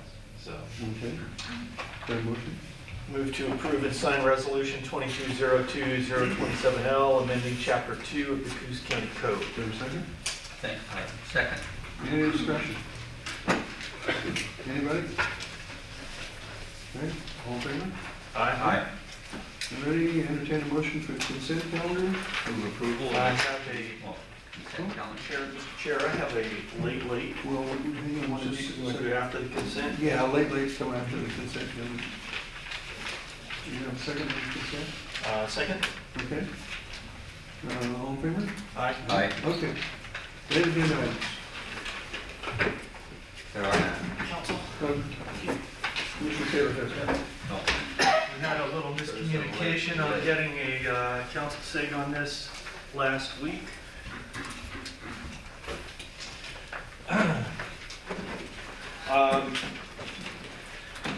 The people of Coos County are the greatest asset of Coos County, and their thoughts are valuable to consider in the public discourse. Those who trouble themselves to attend BOC meetings, all you folks, thank you for being here, should be free to share what is on their mind or heart. Commissioners are not omniscient, thus can be edified by public comments that are free to embrace any topic freely during the 3-minute comment time allotted each person. I'm asking the board to approve a resolution that BOC meeting public comments will be open to topics of the commenter's choosing, as long as comments are in keeping with good decorum. Okay. Do I have a second on the motion? Was that a I motion? I move to approve the resolution that POC meeting public comments will be open to topics of the commenter's choosing as long as comments are in keeping with good decorum. I was gonna say, Yeah, you we guys did. have We to did. Add to the say. agenda. Motion to add a late agenda item. We have a motion to add lately. Move to add the late agenda item. We have a second on the lately. I second that. Okay, discussion? Hearing none, all in favor? Aye. Aye. It has to be unanimous, right? Yeah. Aye. I hear Somebody online had an objection or a comment. It's okay, we're not into it yet, though. Okay, so now you Now we propose a can, motion. so now I will repeat my former motion to approve the resolution as stated. Okay, do you have a second on that? I'll second for discussion. Okay. Now we're open for discussion. The board first? Now, let's hear from the public Okay. first. Sir, come on up.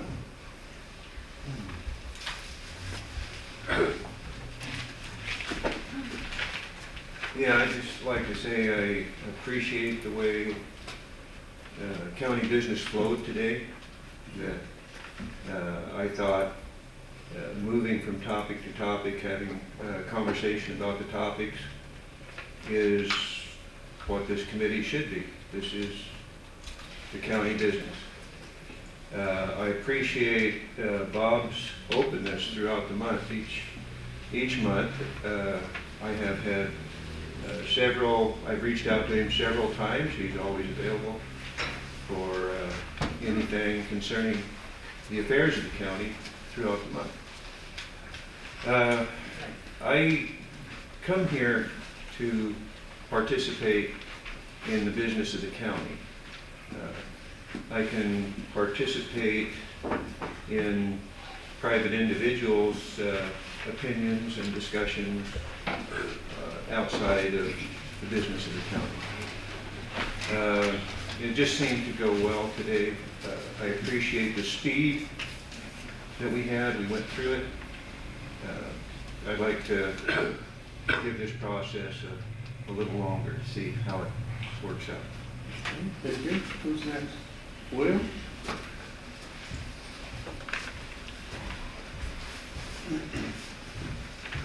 Well, I really appreciate the chance to speak, so I want to thank you for that. Apparently, from what I understand, I did a comment and said a prayer a couple of weeks back, and it caused some conflict. I'm aware of that now. But I don't regret doing it. And I say this because, like Rod was saying, that these things are important to a lot of people in this community. That you all decided to have a quiet time. As far as that concerns me, who's a believer in the Lord Jesus Christ, that is more what an atheist would want, because they don't believe in a God. They have no name to give you. So when that was kind of a bother to some of you, it is actually a blessing for all of us who believe, because the reason why is because we want God invoked in this room, the one we believe who is the Lord of all. And by saying his name out loud is what we practice most of the days that we exist on this planet, because we think his name is above all names. And it's important to speak him out loud. So the fact that it's just quiet kind of goes against our faith and what we believe. And according to the Constitution, we have that right to practice it, even in public places. From what I understand, the Supreme Court just passed a ruling saying that was normal and practiced throughout history. And to try to shut it down because of what was said in the comments, that I would hope that you would allow that to be said from time to time in this room.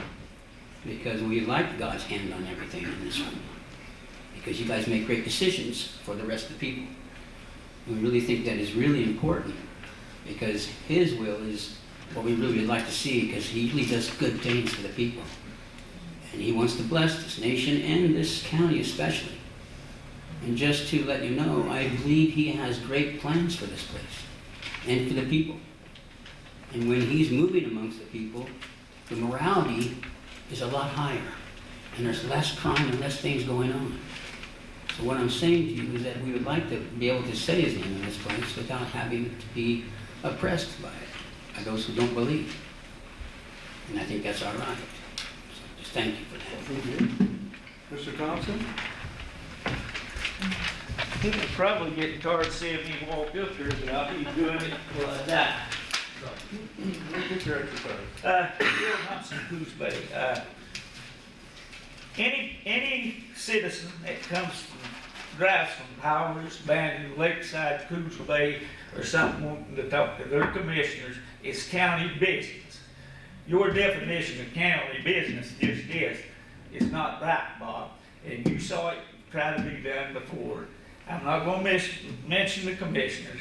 And you knew all the trouble that we went through and stuff. Just like take the tax stuff you were just talking about, and this applies to this. The public hearing on, not that, but the tax from the, excuse me, I'm getting lost, I will on a train of thought sometimes. The tax on the county parks that we just said, I said we used it for a hearing officer. Okay? Let's just say that the people did understand this, and somebody drives down from Powers, wants you to do it, you're in a meeting where all three commissioners are. Or somebody just had a problem in their community or something, and they wanted to send it to the commissioners. They can't do that anymore. Anytime I get up here where it's against a tax or whatever, it's county business. So your definition of county business stinks, Bob. And I've even had to get the county council to make the road department give me a list of the things they done. Bob wouldn't let me mention it a while ago, and that was when he was working off the county was working on private land. Catch you guys later. David?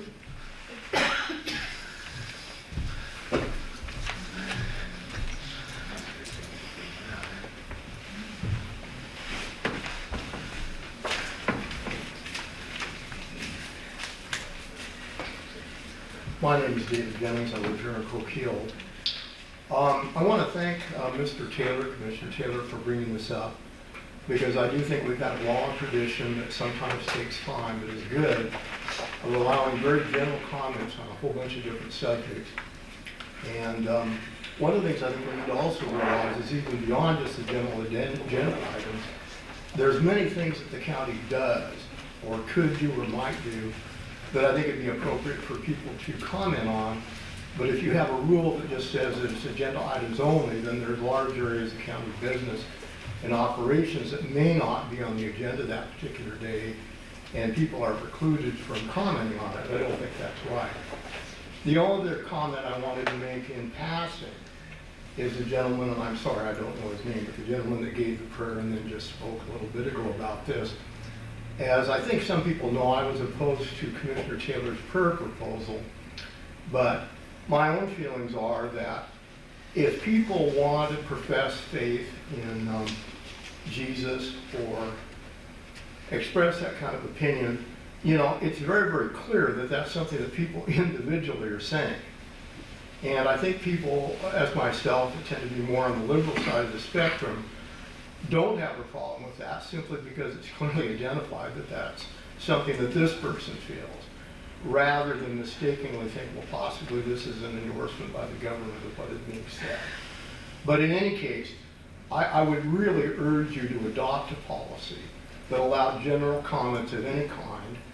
And I think it's really very clear, especially given the direction the Supreme Court has gone, that anything in regards to religious statements is as relevant and as protected in many contexts as any other sort of comments. And I really don't fear, and I would not be opposed to that. I realize there might be some people that might be bothered by it. But then on the other hand, you'll find that there are always people somewhere that are bothered by something. And again, I would just like to urge you to go back to the old policy of having general comments. If there's some major problem where you've got hundreds of people that want to comment, Maybe you need to restrict that in individual occasions in some way by limiting the amount of time or something else. But really, I really do value the openness the board has had. And I realize that people have kind of been beating up on you, Bob.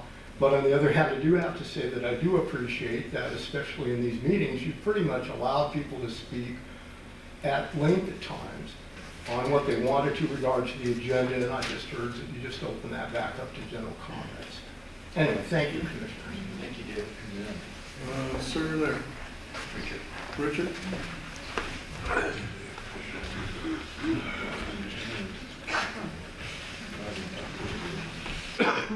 After Richard, Pam, I think.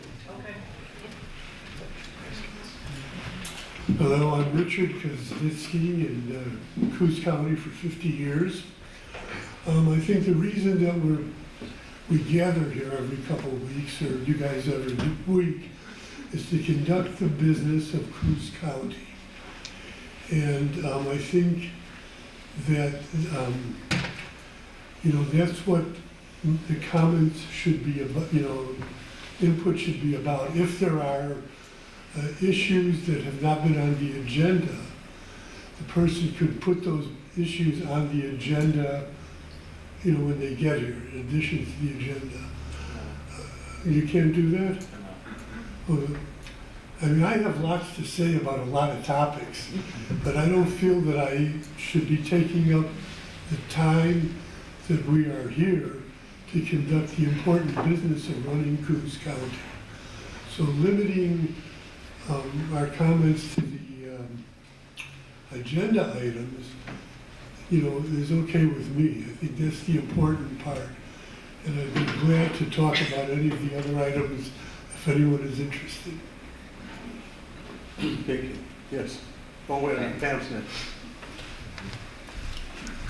Pam Lewis, Coquille. I've been in Coos County longer than I'm gonna tell you. I'm gonna go with dignity. I do appreciate the public comments being open to whatever that someone has brought in.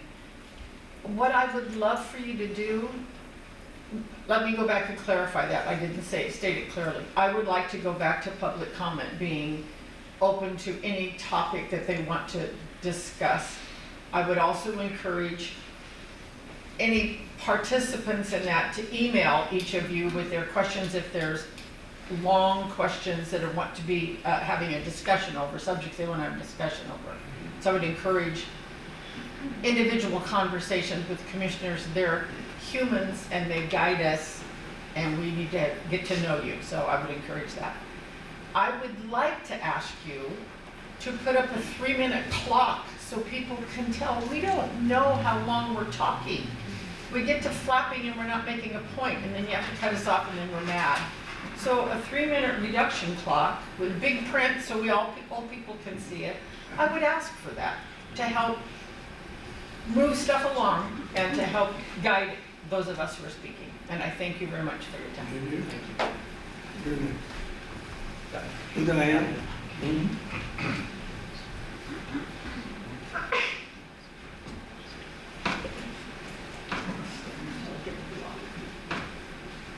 Diane Rich, and I'm from Coos County.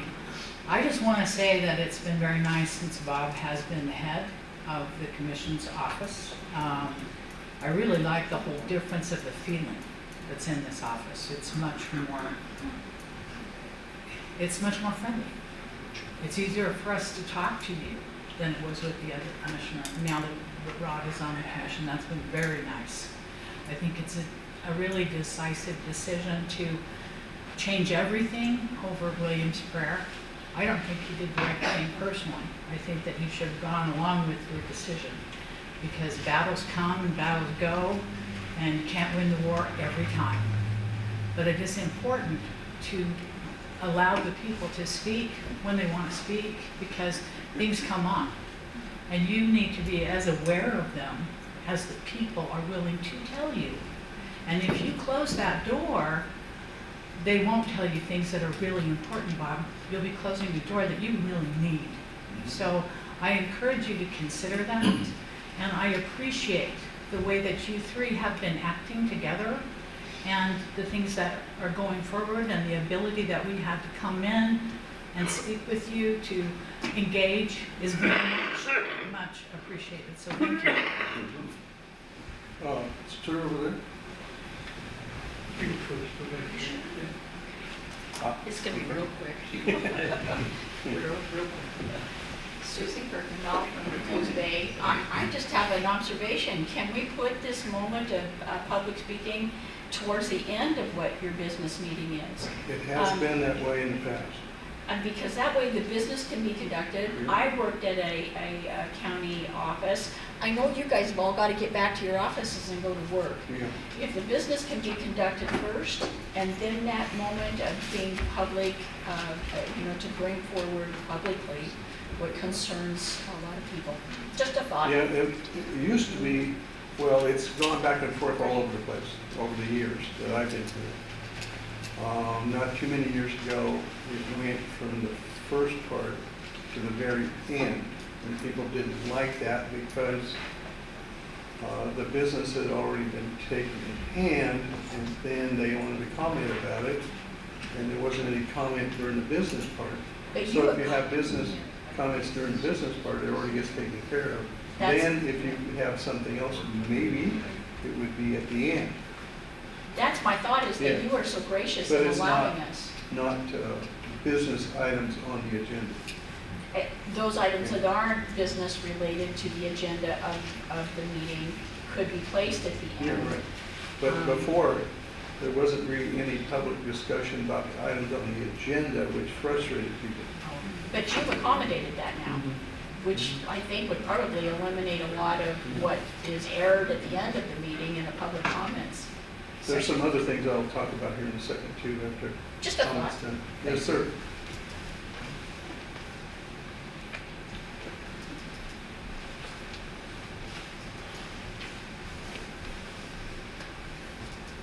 Chris Cochran, Bandon. I'm curious, there was the 3-minute comments. Who decided that they would go away? The three of you voted, or did Well, it you? wasn't that it got away, but a lot of the things in the public comment were about the items on the agenda, so it got rehashed all over again. And to be more efficient and let expensive staff go about their business, as the items came up, then people could talk about it. The department head could talk about what they wanted to propose, and then that all got collectively thought about by us commissioners about a decision. And then when that staff person had no more items, that person could leave instead of listening through sometimes over 2 hours worth of discussion before we ever got to the business items, which 2 hours when you have 2 or 8 or 10 or 15 staff people there is expensive. Okay, I understand that. One thing I'd like to say is, since we all pay our taxes in Coos County, I think 3 minutes is not too much to offer for somebody to state item they might want on the agenda later, or something that can communicate with everybody in the room. And you've mentioned after the meeting, we could come talk to you. Yep. I think it's very easy for someone with 3 minutes to not only talk to you guys, to talk to the sheriff, to talk to people in the audience about maybe an idea that they have that might actually be a good idea. And I've heard people say untruths in here, not on purpose, maybe they don't know the facts. When we were talking about prayer, a lady mentioned there's a separation of church and state. That was a private letter. It was to keep the state out of the church's business, not the church out of the state's business. And a lot of people, this morning we prayed for the flag under God. Who's going to have a problem with that? Everybody, like we were talking about, can have issues. And with the prayer issue, I understand it. I totally appreciate this guy's comment over here, that we're all made in God's image, whether we like to admit it or not, and we all have this air to breathe thanks to Him. And so I don't think it's a big problem giving Him thanks and saying we appreciate it and ask for His favor. Thank you. Anybody else?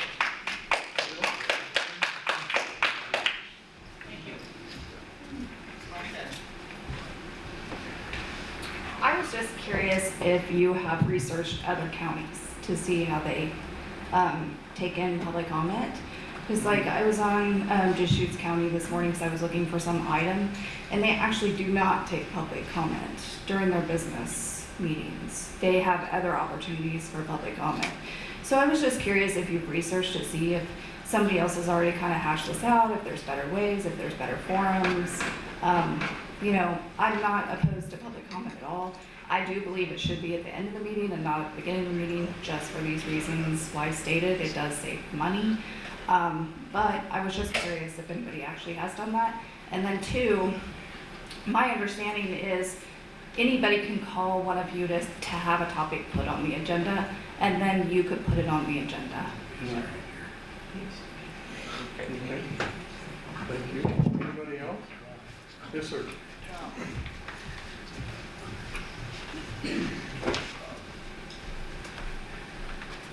Good morning. Morning. I like that free speech. What name, please? Elmer Yardley. Thank you. Okay, out of North Bend. Came a ways, and to take our 3 minutes away is wrong, Bob. I have to admit that. I've been to city hall meetings. They get to talk, but we only get to say what we want because everybody in this room is different. Person that doesn't like to speak, like myself, has a right to come up here. And I got to speak a lot. And you took that away last meeting. So I just want to be on the side that says we deserve our 3 minutes. It's our county. Thank you. So, did you have a comment? No? Anybody else? Oh, online. I can't hear it. Can you hear me now? Barely. Barely. Well, this is Rob Taylor here, Bob. Hi, Rob. How you doing? I have to say, you know me, I'm for the public comment. And I'm also in favor of moving it to the end of the meeting for strategic reasons. And I don't need to get into that. But the fact is, Bob, when you replied to me, you talked about government business. The government business is the people's business. This is not the commissioners' meeting. This is the people's meeting, and we need to be heard. We need to be heard on important issues, Bob. Remember the abandoned marsh? You guys may never even have known what was going on with the abandoned marsh if we didn't tell you. Remember the NDAA in the section 20 and 21? You never would have known that if it wasn't for public comment. All of that takes place during the public comment. And we get to hear what each and every person is thinking, and you get to respond. I have to give you credit, Bob, for running a completely liberal meeting where you allow everyone to talk. You're methodical, you take your time, you allow people to speak. I appreciate that, but you cannot take public comment away. That is the core of a public meeting. And I don't care what any other county does or what any other city does. This is Coos County, and we've been doing it this way for the 20 years that I've been here, and I'm willing to bet it probably goes back even 30 to 50 years, maybe longer, that people have been allowed to speak at this meeting. So I implore you, Bob, change the complete structure of this, allow the meetings to be at the end if that will save the county money. I'm all about saving the county money. But you've got to keep the public comment because the people need to be able to express themselves, and this is the only chance that they get to speak to all 3 commissioners and everyone else in the audience at the same time.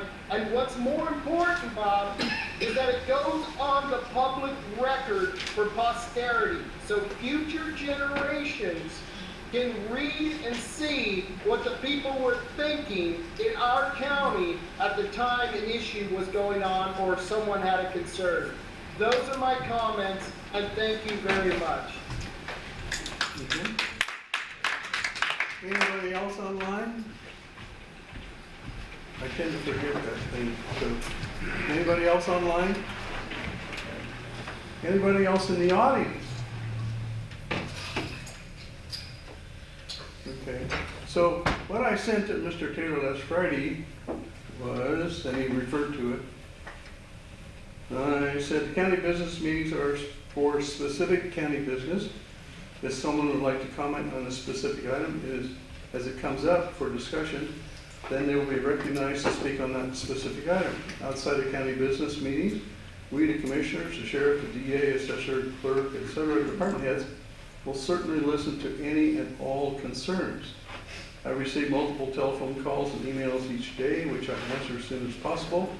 If an item of concern warrants, we can certainly schedule a public work session on those items. Soon we'll be scheduling town halls around the county, one at Lakeside, one for Coos Bay North Bend, one for Cook Hill Myrtle Point, one for Powers, and one for Bandon, and hopefully we'll have excellent turnouts. And that's what I sent Rob Taylor last Friday, as well as other folks who got a hold of me about limiting the public comment. Also, in my decision was that we are governed by public meeting law. We have to give notice at least, and we do it earlier, 24-hour notice of what is going to be discussed in the county Board of Commissioners business meeting, or any other meetings that we have, work sessions, department head meetings, whatever. We have to state what the basic purpose of those meetings are going to be. If we violate that, we can be held in violation of the law. So if you have you, meaning me, out there in the audience, come up with a question and say, hey, I'd like to change the county code, and I want to get into a discussion on the county code, on and on and on and on, as me being an audience person coming up to the podium, and we actually sit and listen to that, well, wait a minute, that wasn't public notice. That wasn't public notice, and that generally cannot be talked about. You just can't go talking about anything under the sun and then possibly make a decision. We would possibly, not always, if it's minor, probably not, if it's major, let's say we were going to decide at the last moment to have a discussion about approving or disapproving Jordan Cove, and it wasn't on the agenda. We'd probably get taken to court over that. If it was about what brand of chewing gum that Bob likes, nobody cared. But major items that come up and get discussed at the last moment, or a major concern to folks that didn't get proper notice, we, the commissioners, would then be in violation of the ORS. That's one of the reasons why I chose not to have a specific talk about whatever somebody wanted, whether it was county business or not. A lot of it is not county business. But if we get into a discussion about that, all of a sudden that becomes an agenda item. We can be held under public meetings law about violation of that. Now, once in a while, we have a late agenda item that is not a major concern, it's a minor business thing, and we will vote whether to have a late agenda item or not. And then we'll go ahead, if it's approved, go ahead and have a discussion about that item. But I'm very conscious of these discussions outside of the published items of discussion. Also, and this was a case in Lane County where 3 of the 5 commissioners, they have 5, and they're elected by district, had a impromptu meeting of some sorts where they came to a decision after discussing some county business. They were called on the carpet by a citizen group, and as it turned out, each one of those commissioners went to court and they each got fined $500,000. I'm very aware of those sort of things.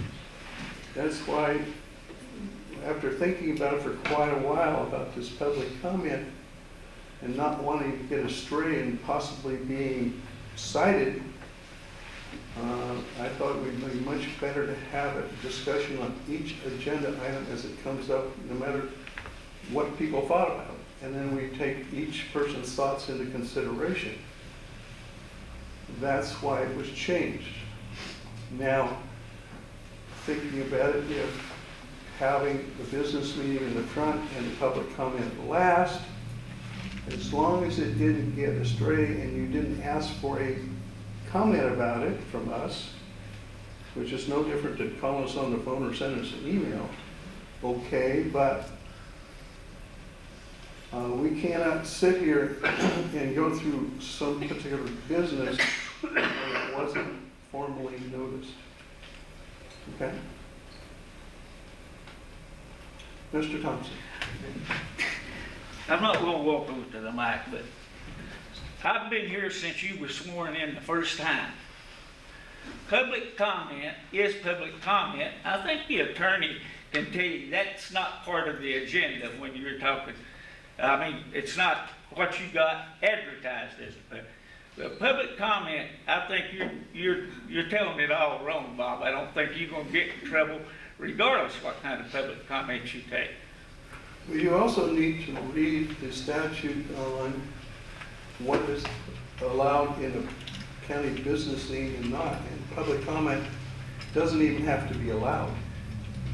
But the precedent was set like a lot of years ago, Doesn't matter. and it's been legal. The Attorney General says you don't even have to allow it, which I don't agree with. But that's the Attorney General's opinion on public comment. They don't have to take public comment, whether it's city council or county commissioners or a water board or whoever. Well, sir, after all of these years, and I've been to the school board, the city council, here, I've missed very few meetings. I bet you I've made more than John because he takes some leaves for other business.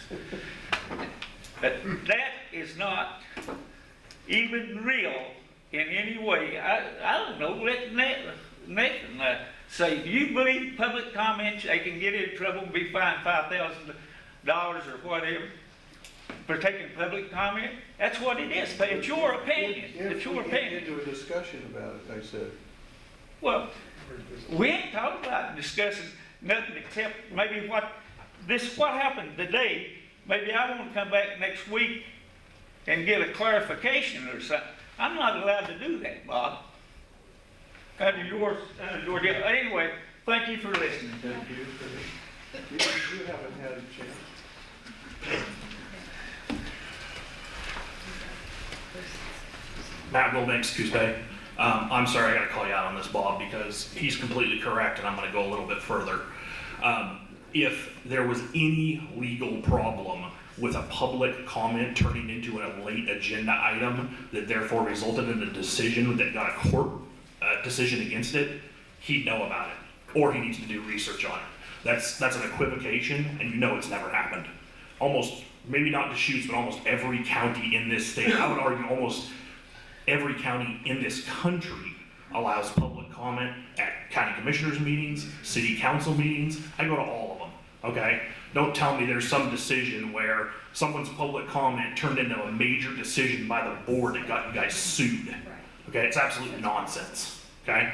Second, you bring up a point about an unofficial commissioners meeting where 3 commissioners, that has absolutely nothing to do with this. You're legally correct, but it has absolutely nothing to do with this. It's a total separate section of public records law. I have read the public records law, looked it up the other day. I looked up the county public records law, how you guys, or sorry, not public records, but public meetings law. I looked up the county, how the county interacts with that public meetings law, okay? Those are 2 totally separate things. And then lastly, at the beginning of the meeting, you mentioned town halls. I am completely in support of town halls, okay? We need to have them. Maybe you don't want to answer this, but how often were you planning to have town halls? We're going to have the first series and then see how it went, because I've been involved in 2 different series of those over the years. And the most turnout we had was about 6 or 8 people in Lakeside and Powers, and 1 or 2 or 3 in the rest of them. Okay. Well, they showed up, and they were at night. I asked the question because you hold these meetings twice a month. Okay, this is the time that we can come and be heard twice a month. Mostly regular, but sometimes irregular. Right. Town hall meetings do not happen nearly that often. They're a once a year, twice a year, sometimes quarterly event. So what you're doing is you're taking away public comment twice a month and turning it into once every 3 months, okay? So I don't think any of your arguments have any water behind them. I don't know what happened here where Brother William offended you personally, possibly. Okay, well, that's what it sounds like to a lot of people, and I'm just finally saying it, okay? I don't know what happened, okay? You got an opportunity to do a lot of good change here in the county because we've had some change. And then all of a sudden, you go 180 on us. So, frankly, you need to embrace the First Amendment. so, sir, Mark? I'll listen back here. I mean, that, William didn't offend me, but many people in the audience and online are not of the same faith. And we compromised, instead of having prayer meetings in the opening of board meetings, having a moment of silence where everybody, no matter what faith you have or non-faith, it doesn't matter, could do what they felt was necessary for the beginning of the meeting, whether they wanted to pray in a particular Protestant, Catholic, Buddhist, Hindu, whatever, by themselves, and not offend anybody else. Because not everybody in this country, and this whole United States is made up of every faith in the world. So I know you don't agree, but there are others who don't agree with you also.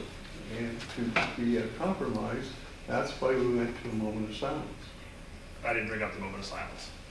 I Didn't say a word about it. I did, but you brought up Brother William and that sort of stuff. You also said you agreed with the appeals court or whatever court about not having to have a moment or a public comment. You said you agreed with them, but you're the one that took it off the agenda. I didn't agree. I said I don't agree. It's on the video. You said you agreed with them. No, I didn't. Actually, Matt. No, I'm sorry. You said you don't agree with them when they said it's not required. Therefore, if you don't agree that it's not required, that means you agree that it is required, No, or it that's should be required. That's convoluted. No, it's not. I don't agree with the Attorney General's opinion that you don't have to have public comment. I believe in public comment. But you took it off the agenda. No, it's on every item on the agenda. Not for non-agenda items. That's correct. Anybody else? Yeah. Oh, man, you haven't had a chance yet. And then, sir, you get your second chance.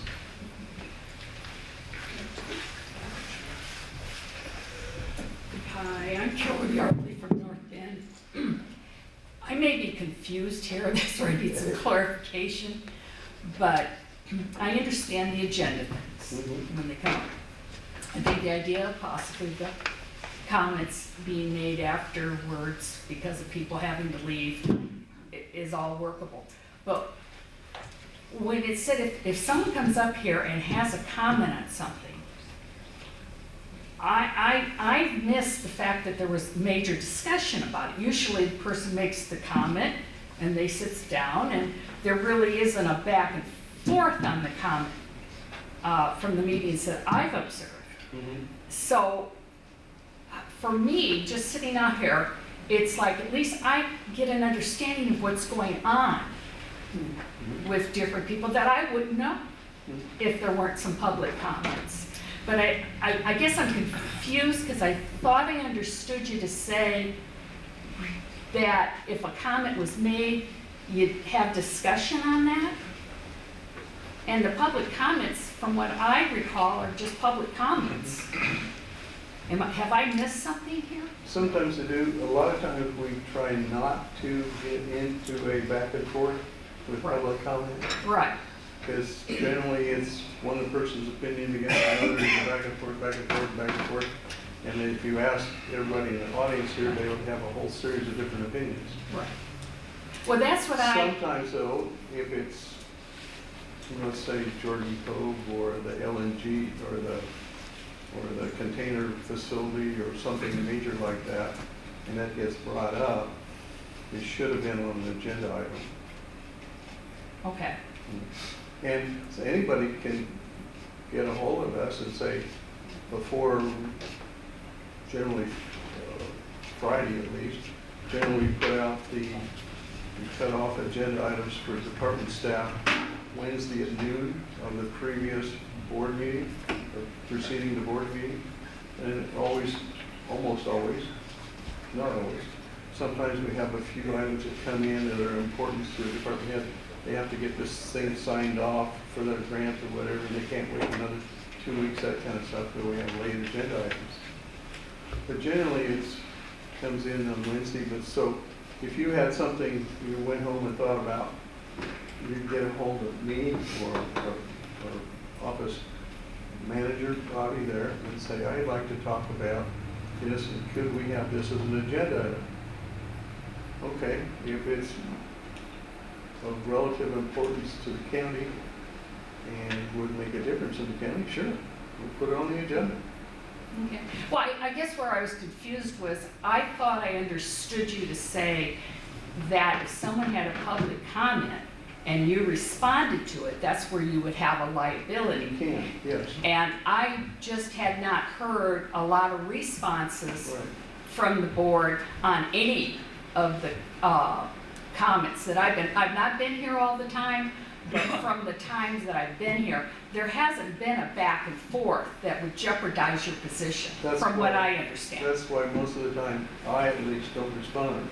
Right. To get into a discussion about a particular item. Okay. Well, that's where I was confused, because I thought you said, Yeah. here's why you made this decision. You can't go down that path. Okay, well, that particular poll was what just confused me. Okay. Yep, thank you, sir. Well, you know, I really appreciate everybody being here. You know how many times we've been here with 3 people, non-staff folks? For years and years, it's gone where nobody, we never thought nobody cared. I second that motion. Again, I hope that all of you declare Jesus Christ as your Lord and Savior. I agree with Rob Taylor that this comment period could be at the end. One thing that would allow is that your personnel could leave and the commissioners could come right down here and sit with those few people that would have comments. Yeah, it has and it could be like more like a town house. But getting back to my faith and my love for Jesus Christ, I try to emulate my Lord. And I believe that God has placed you in charge. That's what Scripture says. And according to Scripture, I live under that. You know, Jesus Christ could have walked into Rome, put Caesar on his knees, and compelled public prayer from everyone in the nation. He chose not to do that. It wasn't his time. We pray constantly as children of God, and God is faithful to act on our behalf, and all things work together for our good. So I believe those things. You've been placed over me. If in God's wisdom you feel that you won't have prayer, then I'm compelled to accept that. And I'm compelled to pray for everything that goes on in this room right outside that door. And I'm compelled to pray throughout the meeting, and I'm compelled to pray after the meeting, and I'm compelled to pray all month long. And I'm thankful that we can contact any commissioner up there during the month, and I'm really happy that you are prompt, not only in replying to my question, but in supplying me with more information than I asked for. So I'm thankful for this going on. Would I love prayer? Yes, I would. But I'm not limited by any means. Thank you. Yeah, so this weekend I answered emails on Saturday, Sunday, and Monday. Appreciate it. Because, you know, I don't want to wait till Tuesday or Wednesday or Thursday or whatever, because if you wait, pretty soon stuff piles up and it becomes totally unworkable for me anyway. I have to do it then, as soon as I find out something. I'm not always in constant contact with my phone, which has all the emails and all that stuff. But a lot of times I'll look at it if I get a moment and see what's going on, and then respond if I need to. We got a lot of sales and crash and all that kind of stuff too, but for local people, it's important to get back to them. For me anyway. Yes, sir. You mentioned, Please. Bruce Bochamp, you mentioned about people not showing up. Several months I've tried going on to the Coos County's website to look up county commission meetings, and I've not been able to find it at all. And the only time I'm able to go is if I ask the right person, so I guess it's in the paper or something like that, but I don't do that. It's on And the county clicking it- website. Do you have an email? I do have an email. Okay, cool. After the meeting, give your email to Bobby and she'll put you on the list and you'll get it immediately when we send out to me and everybody. That's one person. What I'm bringing up is, if you have it on the county website, It is. people are looking for it, they'll be able to find it rather than one person giving her Right. an email. It's out there, but it's not easy to find, I guess. You're correct, it's not easy to find. Okay, William, I think. I just have two questions, actually. I'm kind of new at this. How do you get something on the agenda?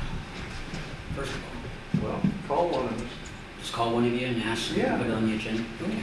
The other one is, if you okay these comments at the And end. it should be county business.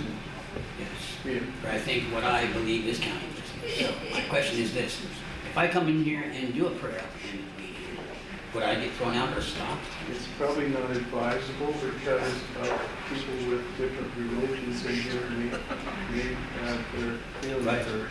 But it's still my right to do so to speak. You have the right to speak, but you should, as we talked about before, not make other folks uncomfortable. Oh, Jesus always had made people uncomfortable because that's who he is. Thank you. Yeah. Thank you, William. Well, To John.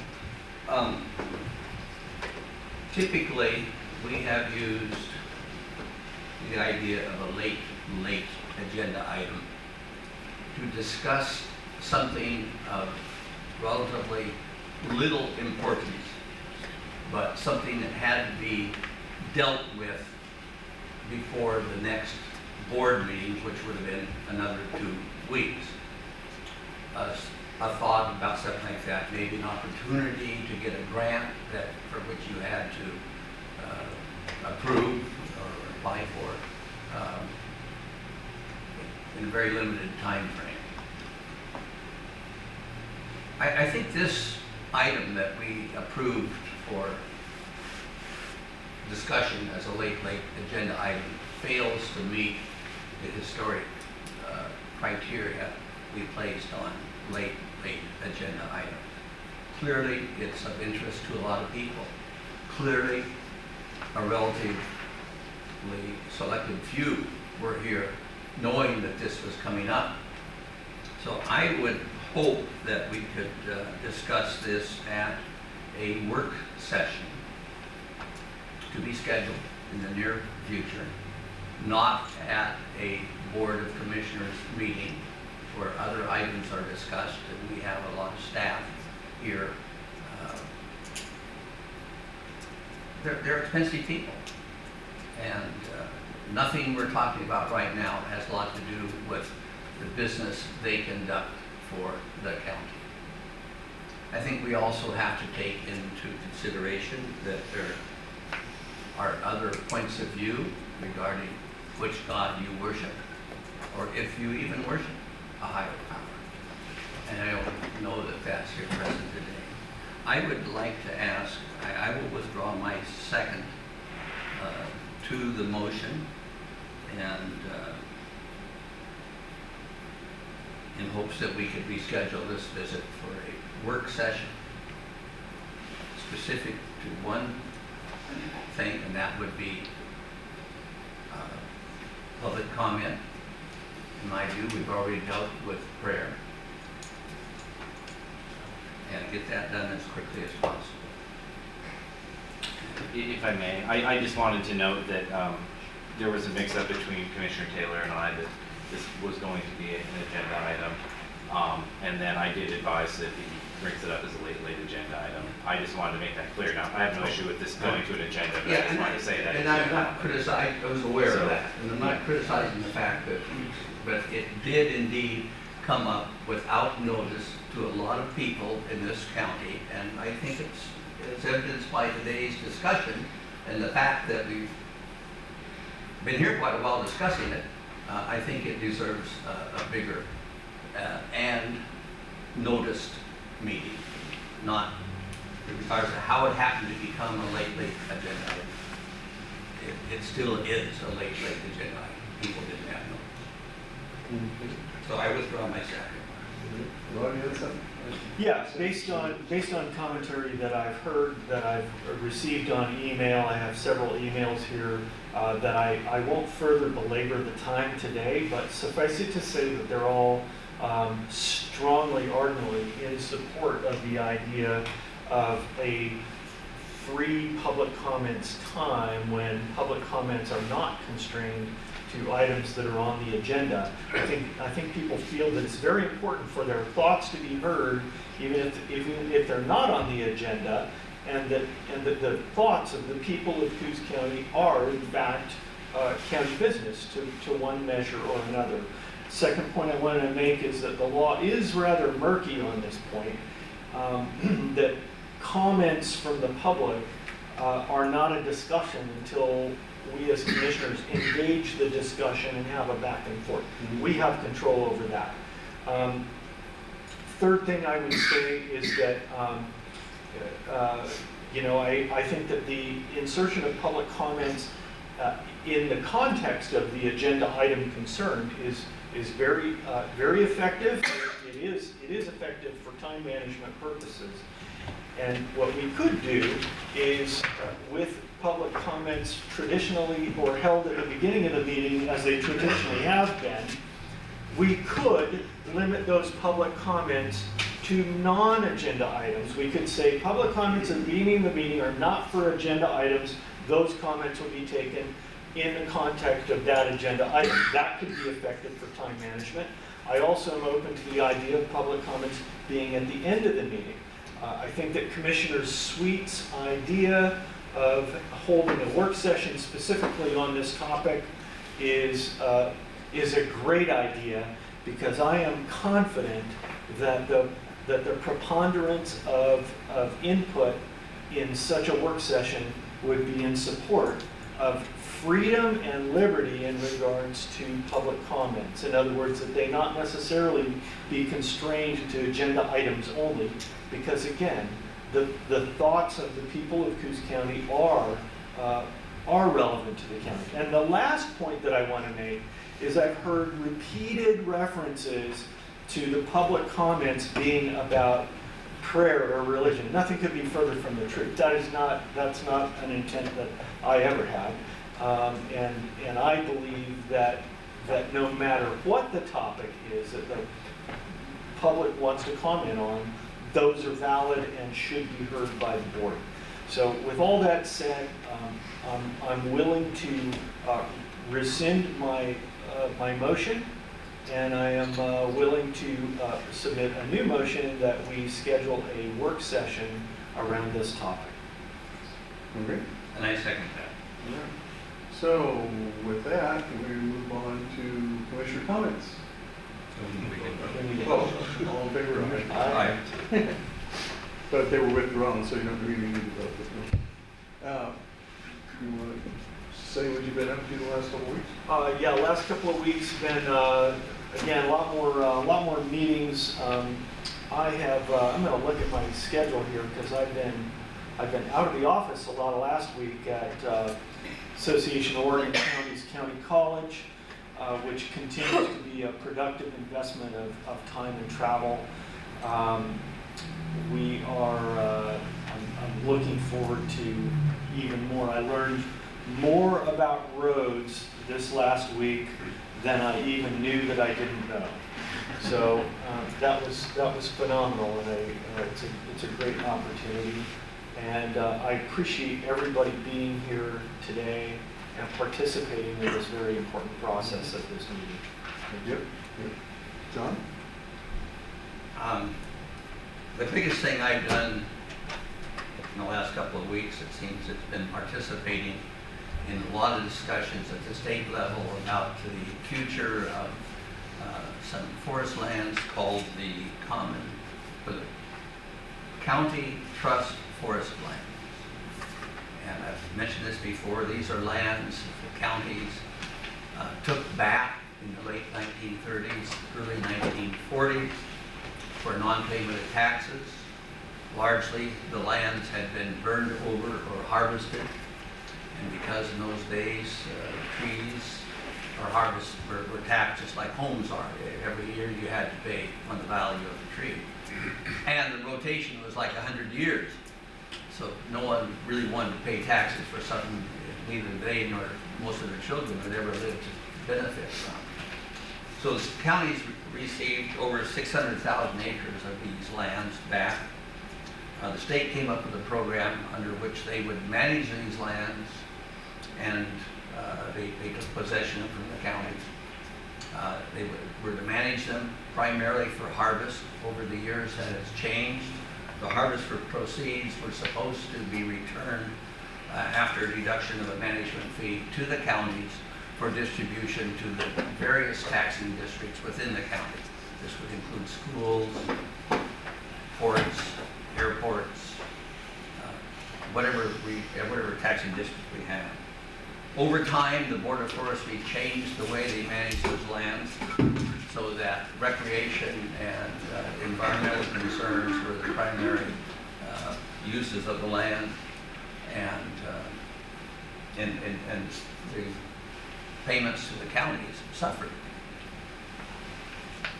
New management plans been suggested. It would take 55% of those lands out of the harvest base, reduce the distributions to the county significantly, reduce the distributions to the Department of Forestry to the point that it would have to be tax funded. It would no longer be self-supporting. I think the counties have taken by and large a position against that happening. So that's what I've been spending my time on. But I have one more thing. Sunday, I took a drive around the county, and I had with me my brother-in-law, who is from Italy. He could not believe what he saw. He said, "You live in the most beautiful place in the world, and yet there's trash all over the goddamn county. There are people whose homes look like a pigsty." I kind of take offense to you using that language. I'm sorry, I Not beg just your pardon. offense, I You guys have been talking about. I "Oh, we take apologize offense for to that, sir. That's it. I'm sorry, I do apologize for that. It was inappropriate. Very inappropriate. Anyway, it looked horrible out there. He could not believe his eyes. He said, "John, why is this allowed?" And we all live with it. You can't drive along any country road without seeing trash. And I don't mean a paper here and there. I mean an old refrigerator, or an old car, or an old RV here and there. We can't afford to pick those all up. A lot of it is just pure trash. People seem to feel they have license to dump their household trash wherever they wish to do it. The reason I bring this up, because I want some input. There are places in this country where they don't have that. And one of the reasons they don't have it is because they have rules that dictate, and this is startling, that people have garbage service or that they are able to show that they have responsibly taken their garbage, their household garbage, to a transfer station or a garbage facility where it is received and properly disposed of. So I'd like to use the fact that we have people here today to invite you to think about that. And maybe at some future time we'll have a work session on it and we can talk about it. You know, what I'm suggesting, or what is happening in other places, is, you know, in some ways, a restriction of personal rights. Having the government dictate that you have to take the garbage to a garbage facility or else have commercial garbage service. So think about that, and then let's have a conversation on it. And I thank you for your paying attention to this, a long commissioner comment after a long meeting. Thank you so much for sticking with me. And I apologize again. And with that, we're adjourned. Thank you.